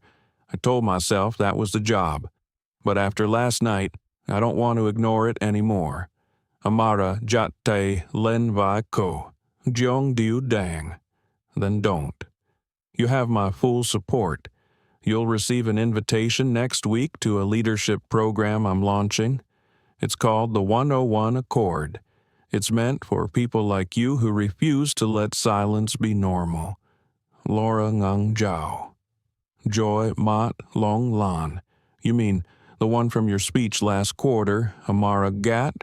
Yes, and you'll be one of the first instructors. Laura burst into tears, unable to contain herself. Thank you, ma'am. You have no idea what this means. Amara looked at her, her smile gentle but deep. I do, Laura, because I was you. Ethan Cole Go Shua Root Re. Te Kemot Fong Bi. Excuse me, ma'am. I was told to deliver this to you. Amara Kwele, Mim Choi, come in. Ethan. An Jot Fong Bilan Ban. Nhung Kong Jingai. Ma'am, I wanted to say thank you too. Yesterday, I almost quit. I thought maybe I wasn't cut out for this job, but watching you stand up like that, it made me remember why I started. To make people feel safe, not small. Amara Ninnan. You did well. You stayed calm. You stayed kind. That's rare. Don't lose that. Ethan, Koi, Hoik Sao Ho. I won't, ma'am. And, if you ever need crew for your next flight, Kobat Koi, I'll make sure your name's on the roster. Jonathan watched, feeling something change in the air. Not just respect, but trust. A rare quality in an environment where power often chilled people.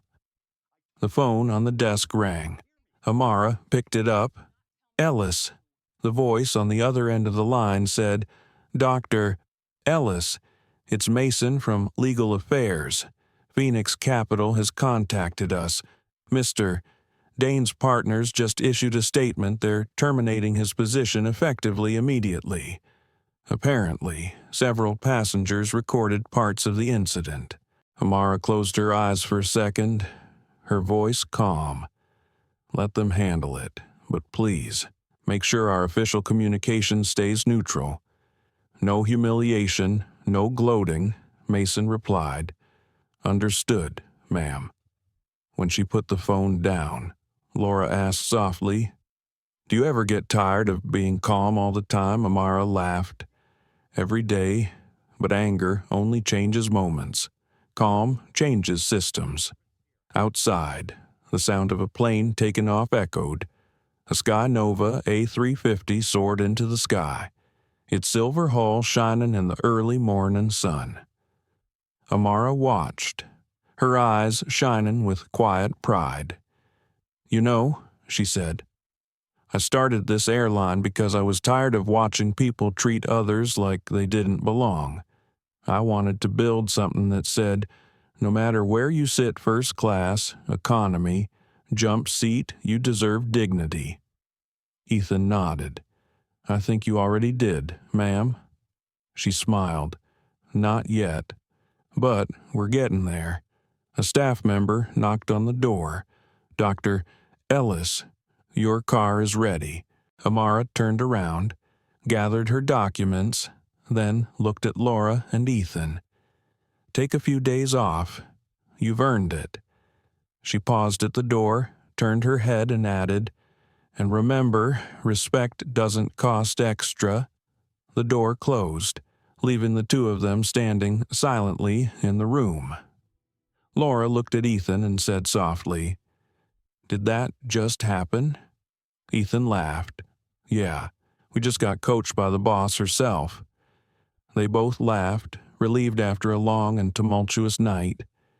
Outside, Amara walked into the lobby. The press didn't know the news yet, but industry insiders would soon. She knew the news would spread quickly, but the only thing she wanted to spread was not the story of CEO humiliated, but the story of woman maintaining dignity amidst injustice. The car took her back to the hotel on Lake Zurich.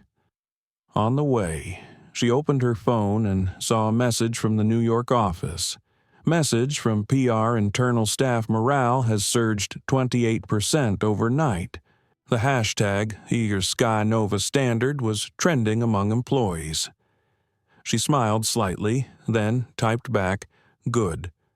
Let's make it more than a trend. Make it a culture. That afternoon, she walked along the lake. People walked, children laughed, small boats drifted by. She sat down on a wooden bench, took off her shoes, let her feet touch the ground. For the first time in hours, she allowed herself to breathe deeply. She thought of her mother, of her old words, Don't let them teach you to hate. Let them teach you to love harder. The phone vibrated. It was a text from Lila Dane. Just a short line. Thank you for showing me who I want to be. Amara read it, smiling. She didn't reply, just saved the message and turned off the screen. She looked out at the water, where the sunlight danced. In her mind, she was already thinking about the next step. The 101 Accord would be more than just an internal program. It would become a global standard for the airline industry, a commitment that respect would be treated like oxygen. No one could live without it. A gentle breeze blew, carrying the scent of lavender from the other side of the lake. She closed her eyes and said to herself in a near whisper, "You did good today, Amara, but there's still so much to do." In the distance, another Sky Nova plane takes off. Its silver wings reflect the bright sunlight, and somewhere, in first class, a young flight attendant might smile confidently as she reminds passengers, "Please, sir, fasten your seatbelt," because they know, this time, if someone disrespects them, the world will not be silent. 2 weeks after the Zurich Flight 401 incident, Sky Nova began to receive global media attention. The articles did not mention Richard Dane by name, but everyone knew it was him. What caught people's attention was not the scandal, but how the airline handled it quickly, transparently, and humanely. In an interview with The Atlantic, a corporate culture expert called it the Sky Nova moment, a moment when a company redefined the concept of respect in customer service. For Amara Ellis, it was just another morning in her 45th floor office in New York. On her desk was the completed proposal for the 101 Accord. The blank pages bore a simple line: "Every voice matters, every silence costs." Every time she read it, she remembered the look in Ethan and Laura's eyes in the airplane cabin. They didn't need a slogan. They just needed a reason to believe that kindness would be protected. The door opened, and Jonathan Briggs walked in with a small smile. "Ma'am, the board approved the budget for the global training rollout," he said. "Phase 1 begins next month. Europe, Asia, North America." Amara nodded. "Good. Make sure each region has the autonomy to adapt. We're not exporting rules, we're nurturing values." Jonathan smiled. "That's why they follow you, ma'am. You don't preach, you build." The intercom rang. "Dr. Ellis, Miss Hill, and Mr. Cole are here for the media briefing," the secretary announced. Amara stood up and adjusted her navy blue suit jacket. "Send them in," she said. The door opened, and Laura Hill and Ethan Cole walked in.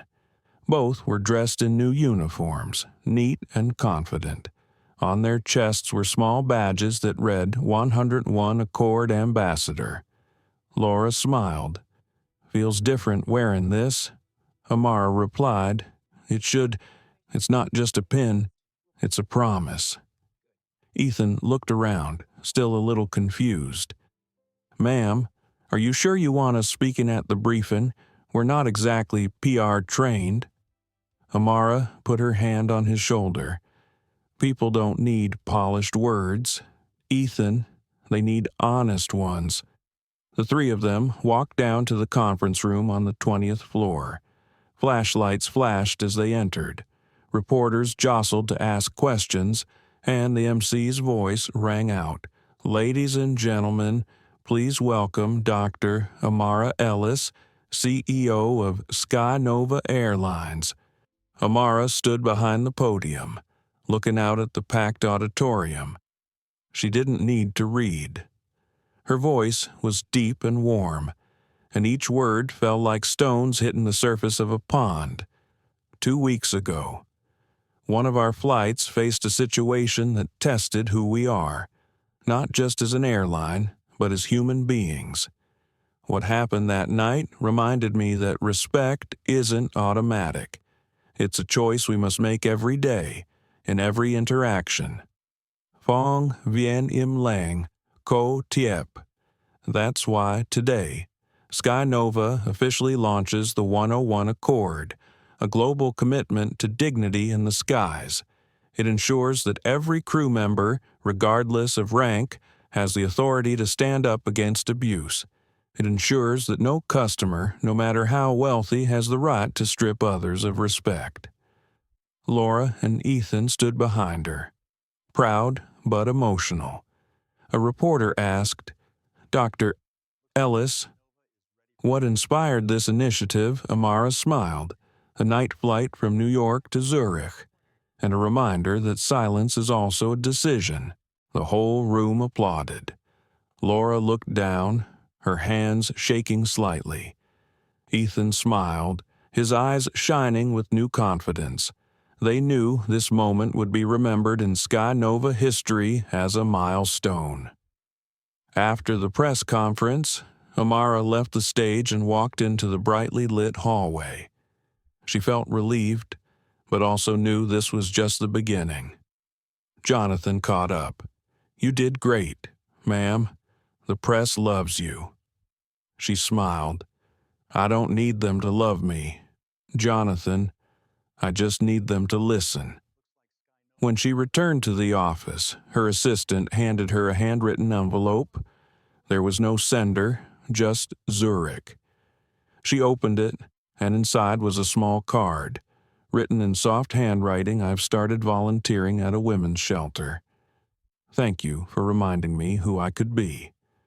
Below was the signature Lila Dane. Amara stared at the card for a long time.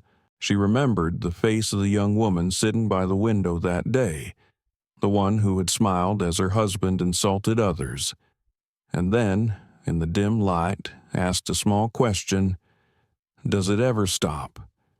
Perhaps this was the answer. In the afternoon, Amara walked through the park near the headquarters.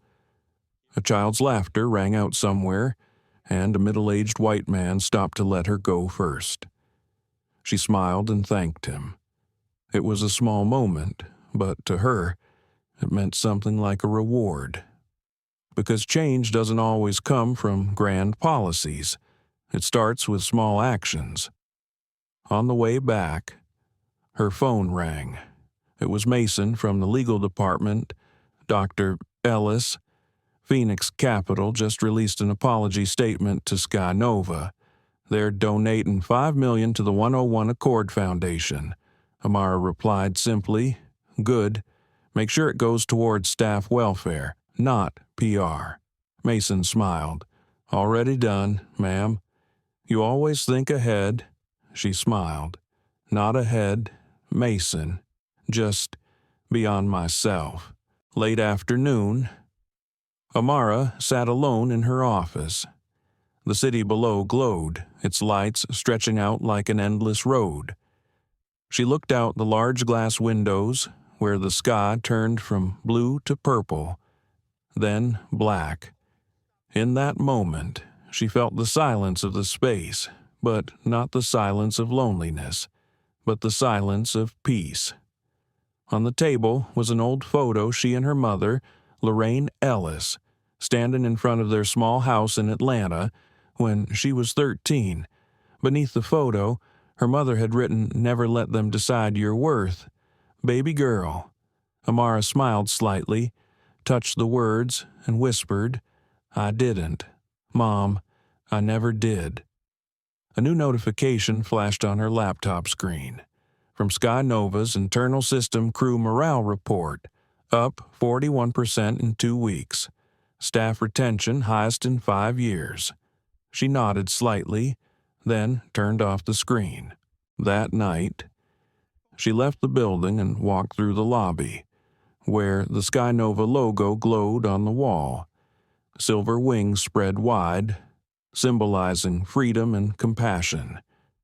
She paused for a moment, looking at the symbol as if she were seeing her own journey, from a girl who was looked down upon because of her skin color, to a woman who changed the way an entire industry treated her. Before leaving, she turned to the receptionist and said, "Make sure the night shift gets fresh coffee. They keep this building alive." She smiled and walked out.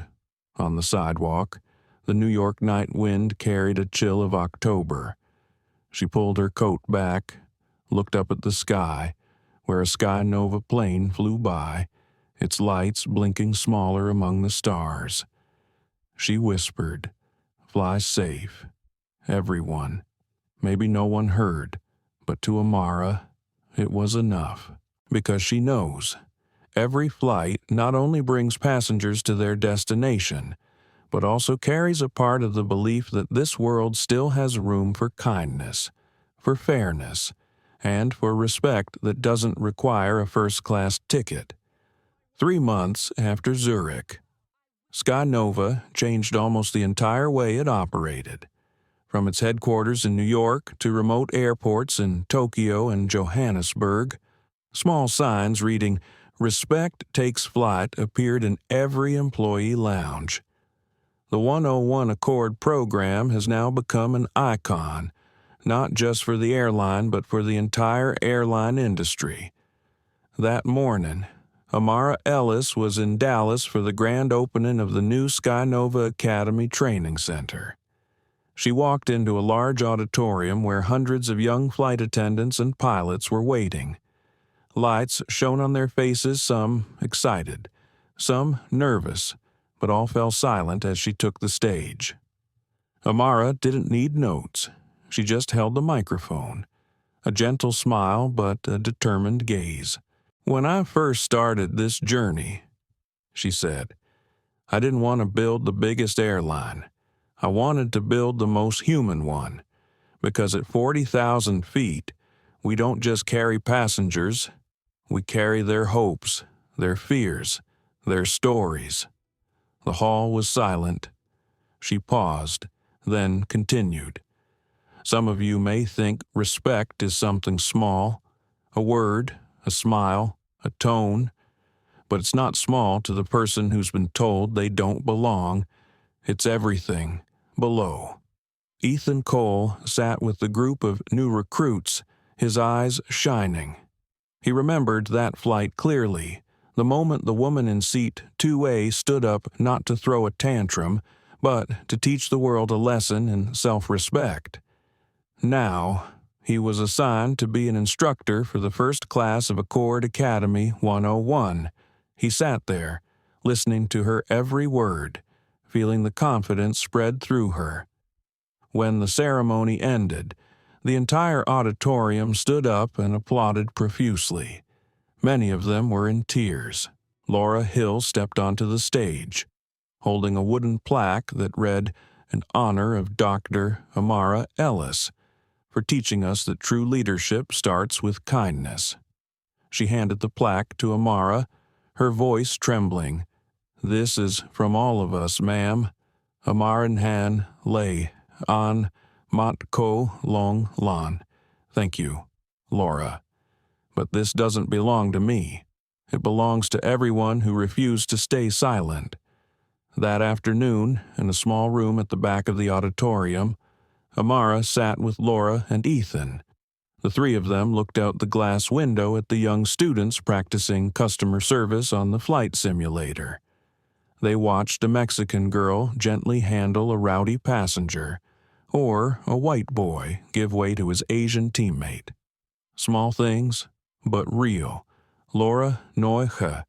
"You know, before Zurich, I was ready to quit. I thought the industry would never change. But now, every flight feels different. It feels safe. Amara Mim Koi. That's what happens when people stop being afraid." Ethan Chen Vao Jong Ja Niet Huyet. "Yesterday, a passenger complained about turbulence and snapped at me, but before I could say anything, another passenger stood up and told him to calm down.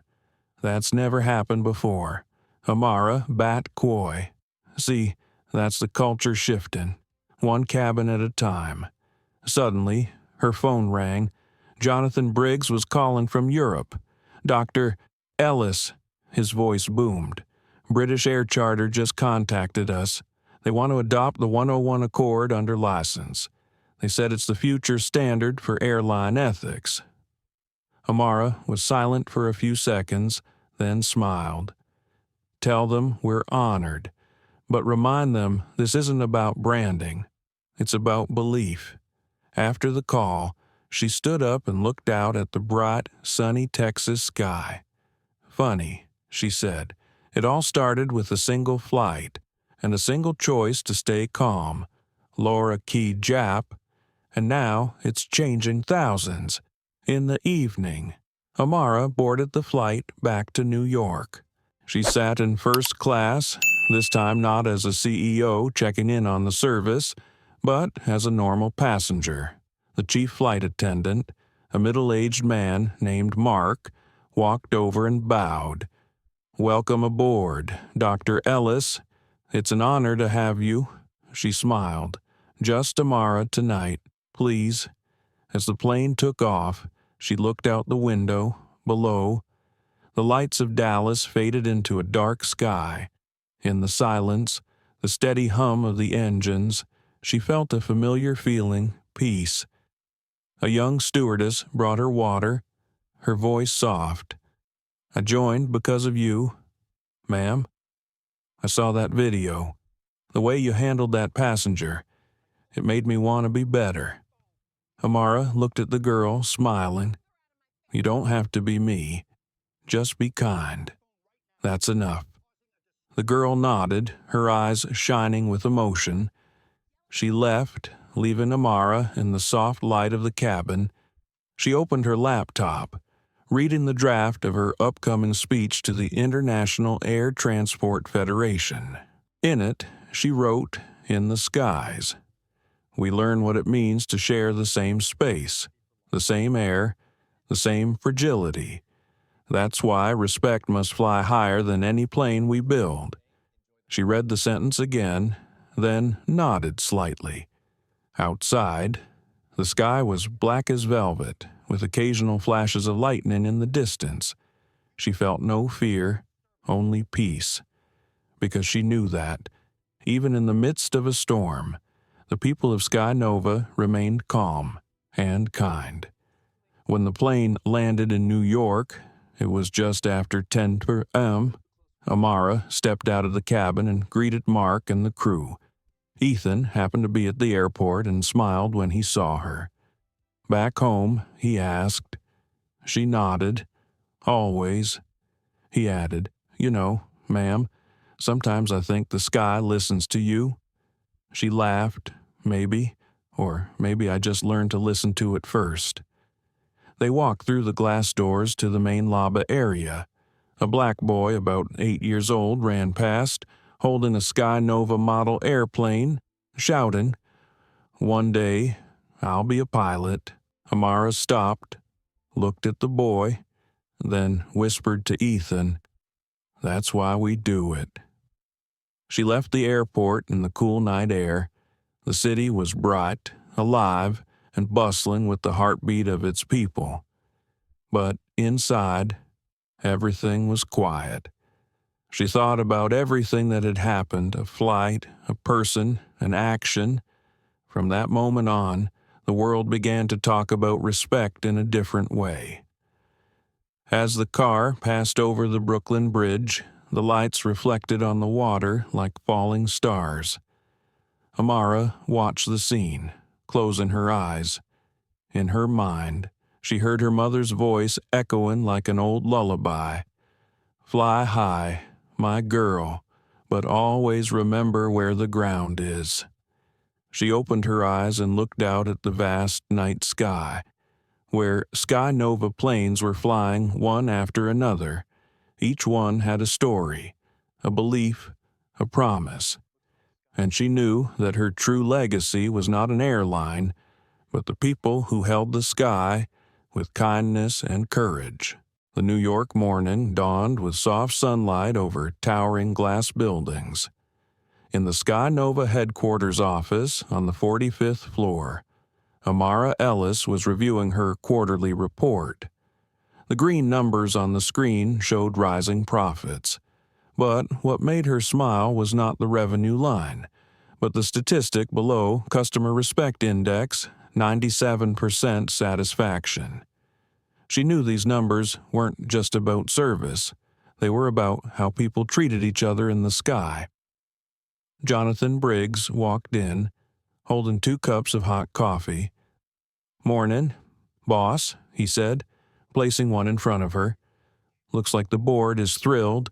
Apparently, even our competitors are copying parts of the 101 Accord. You've started a movement. Amara."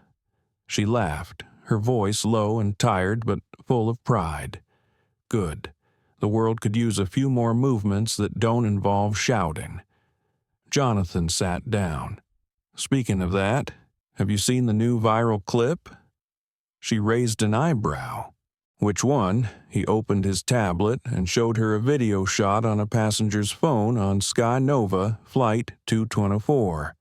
In the video, an elderly passenger yells at a young flight attendant when asked to fasten his seatbelt.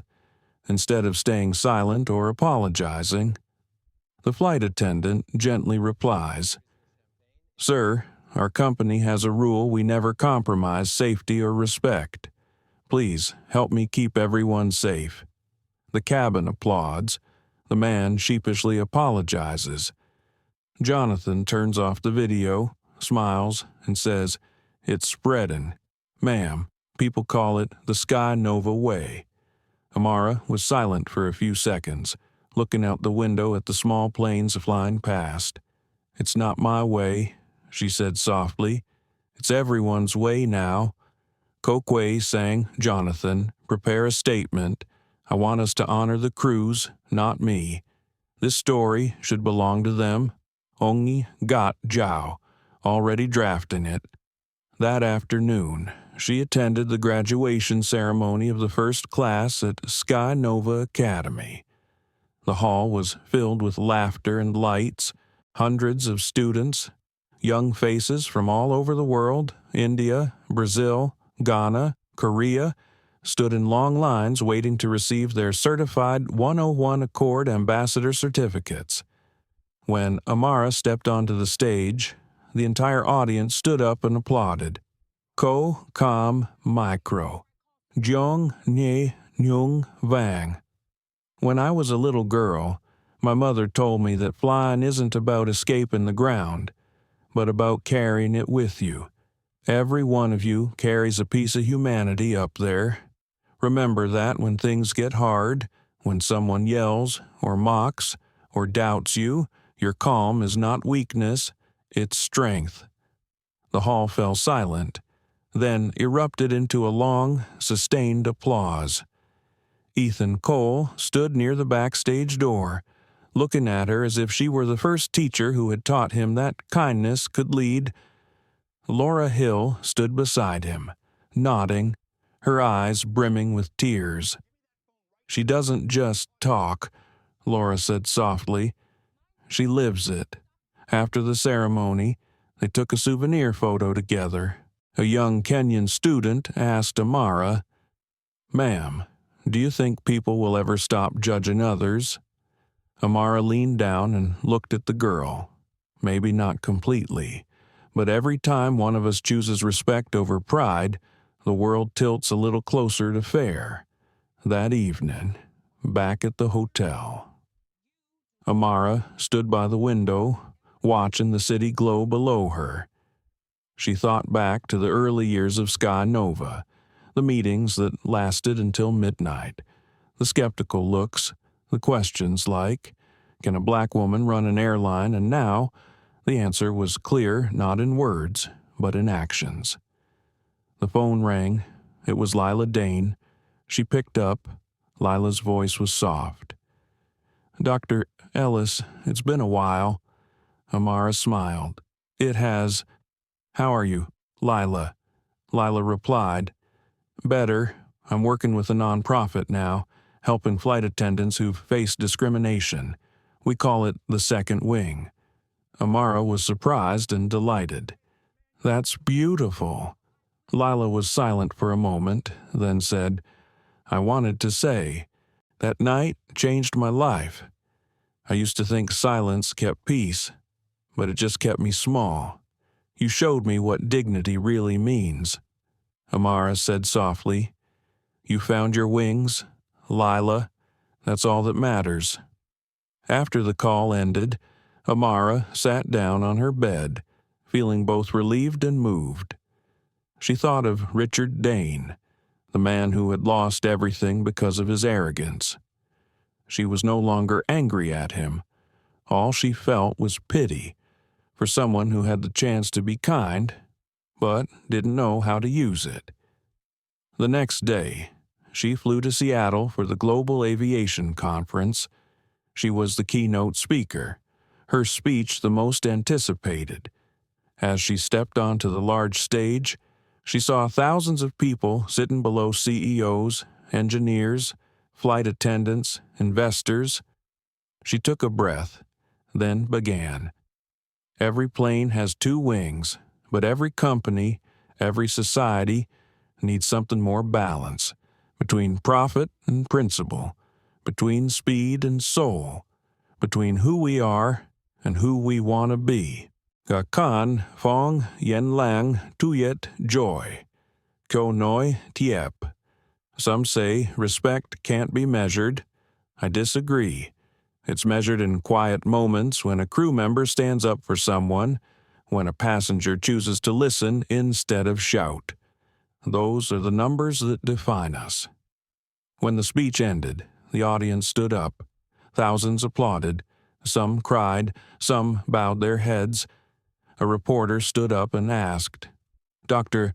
Ellis, after all you've achieved, what keeps you going?" Amara smiled, knowing that the sky has no finish line. After the event, she went to the airport to return to New York. As she passed through security, a young security guard recognized her and shyly said, "Dr. Ellis, thank you for what you did. My sister is a flight attendant. She says Sky Nova changed everything." Amara replied, "Tell her she's the reason we fly." On the flight back, Amara sat by the window, watching the white clouds drift by. A boy sitting next to her turned to her, his voice innocent. "Are you afraid of flying?" She smiled. "Not anymore.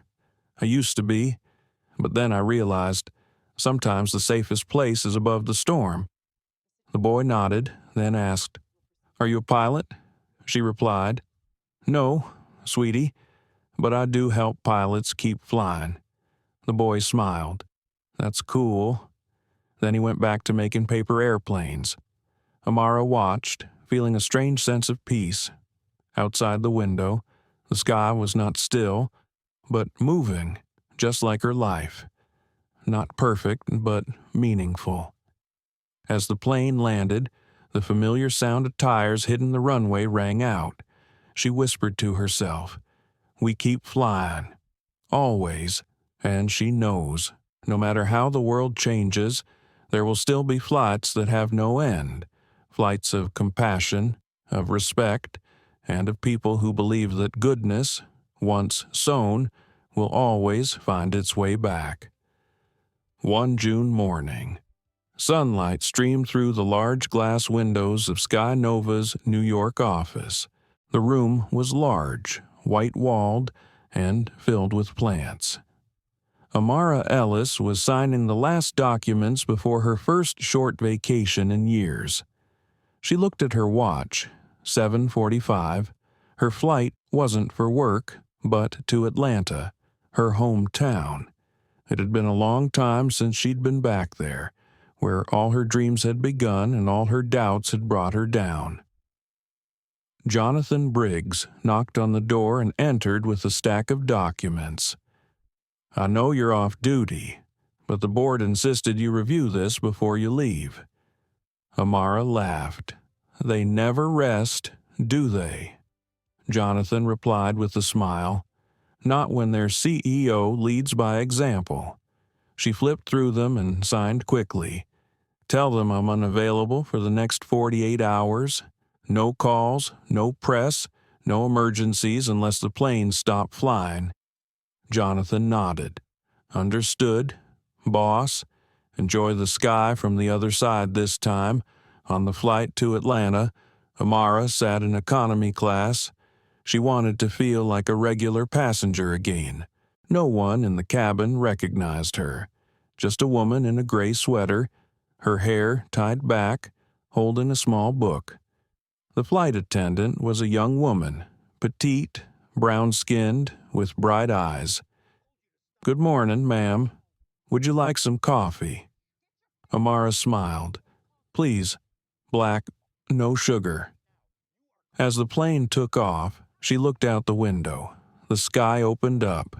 She remembered the first time she flew, at 17, on a budget flight from Atlanta to Chicago for college admissions.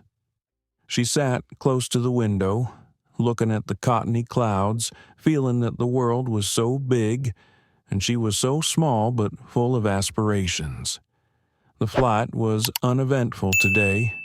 A male passenger in the row in front of him accidentally spilled water on his shirt. The young flight attendant rushed over to help, saying in a light voice, "Let me help you, sir." He snapped. "I said I'm fine."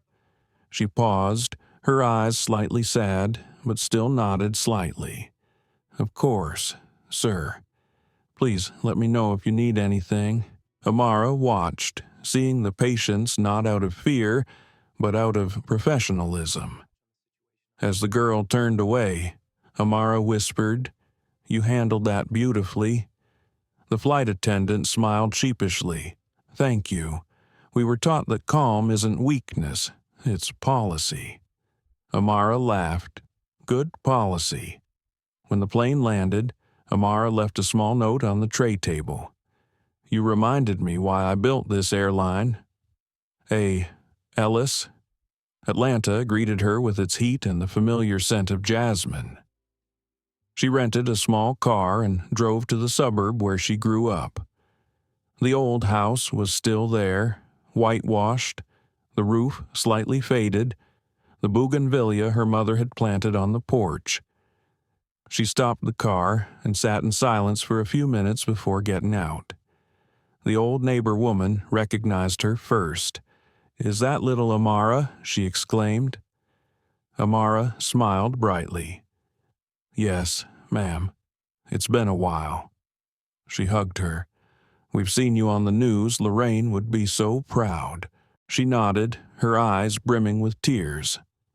"I hope so." Inside, everything still smelled like the past wood, old books, and the mint tea her mother loved. On the wall hung a photo of them standing in front of the Atlanta airport.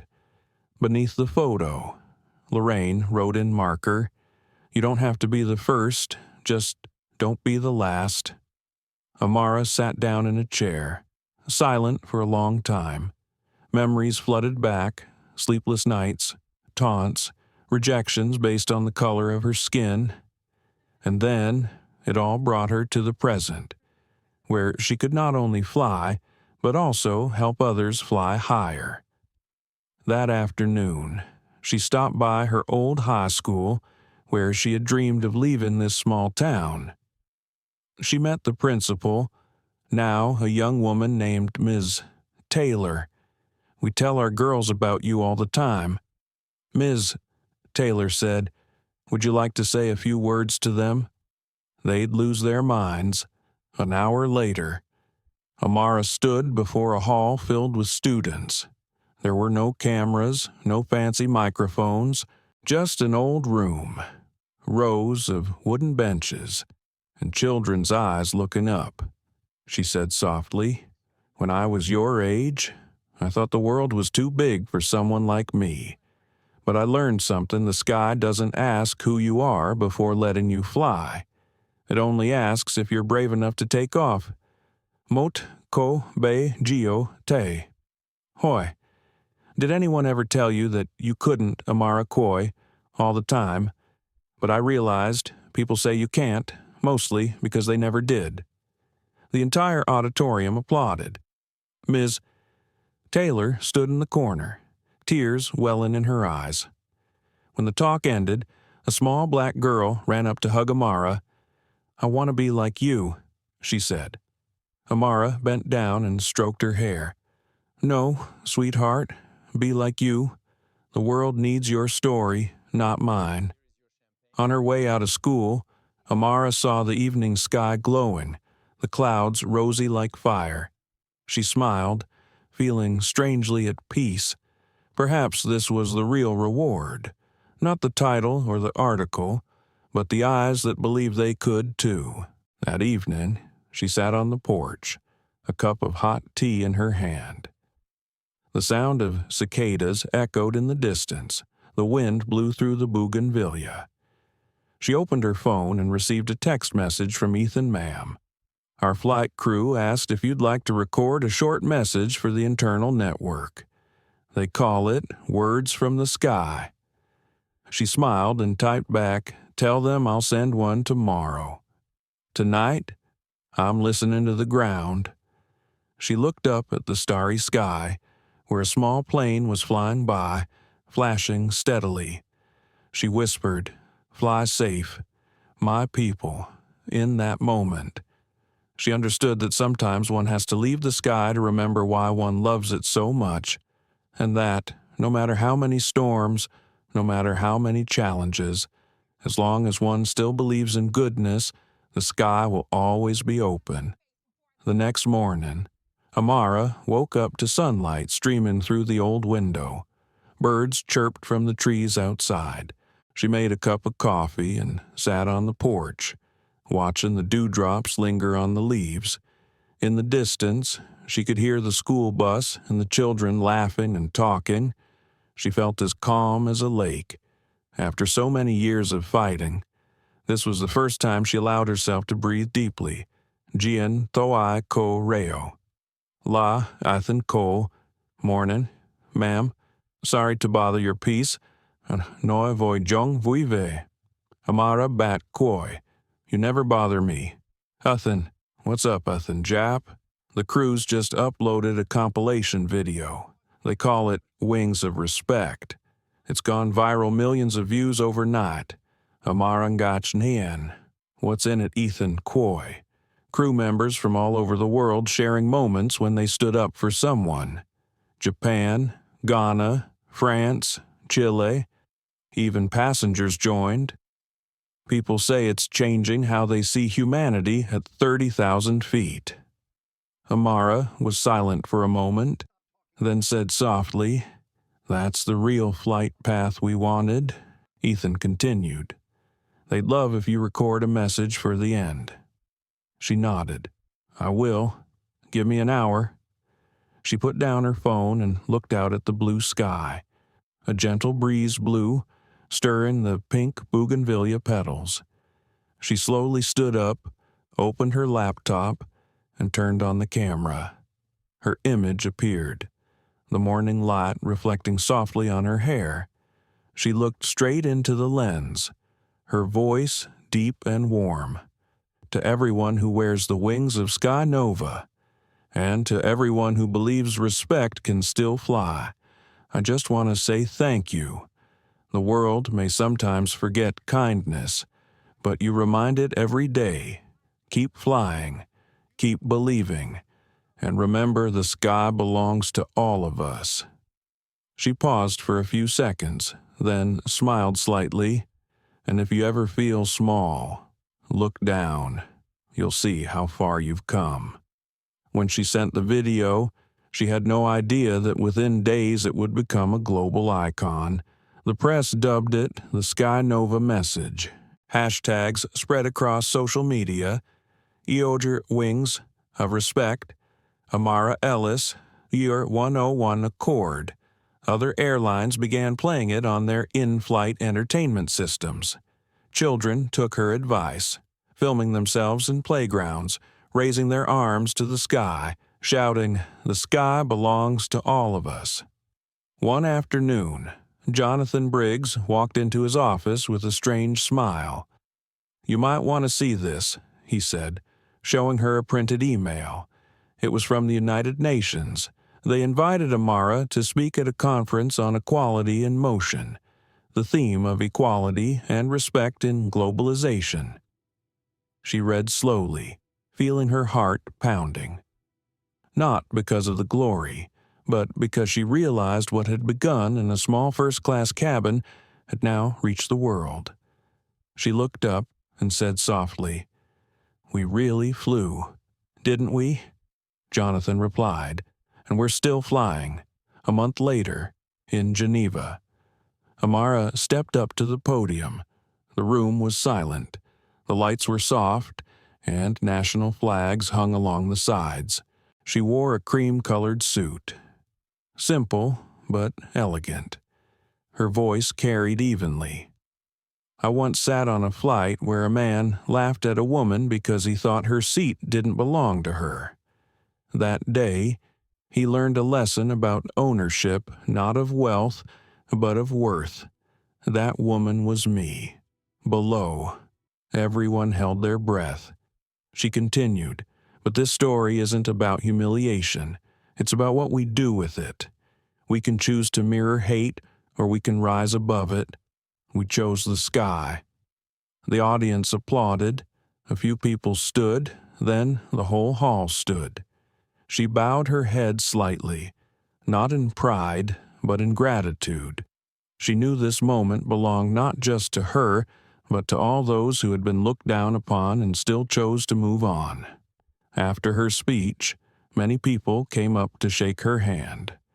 A young woman of Arab descent said, "Your story gave me courage to speak at my company." A white man with silver hair added, "I was that man once. I made someone feel small. Not anymore." As Amara left the hall, it began to rain lightly. She walked through the rain without an umbrella. Each drop seemed to wash away layers of the past. In her heart, only peace remained. That evening, she received a video call from Laura Hill. The screen showed Laura's radiant face in her new uniform. "Ma'am, we just completed our 10,000th flight under the 101 Accord. 0 passenger incidents, 0 crew turnover. It works." Amara smiled. "Because people work. Laura, policies don't change hearts. People do." Ethan also appeared in the frame, holding up his coffee cup, to the woman who taught us that calm is power. They both laughed. Amara raised her teacup, "To every flight that made us believe again." When the call ended, she sat by the hotel window, looking out at Lake Geneva, sparkling in the lights. On the table was a photo of her and her mother, Lorraine, on her graduation day. She placed her hand on the photo and whispered, "We did it, Mom." A breeze blew, and the curtains fluttered.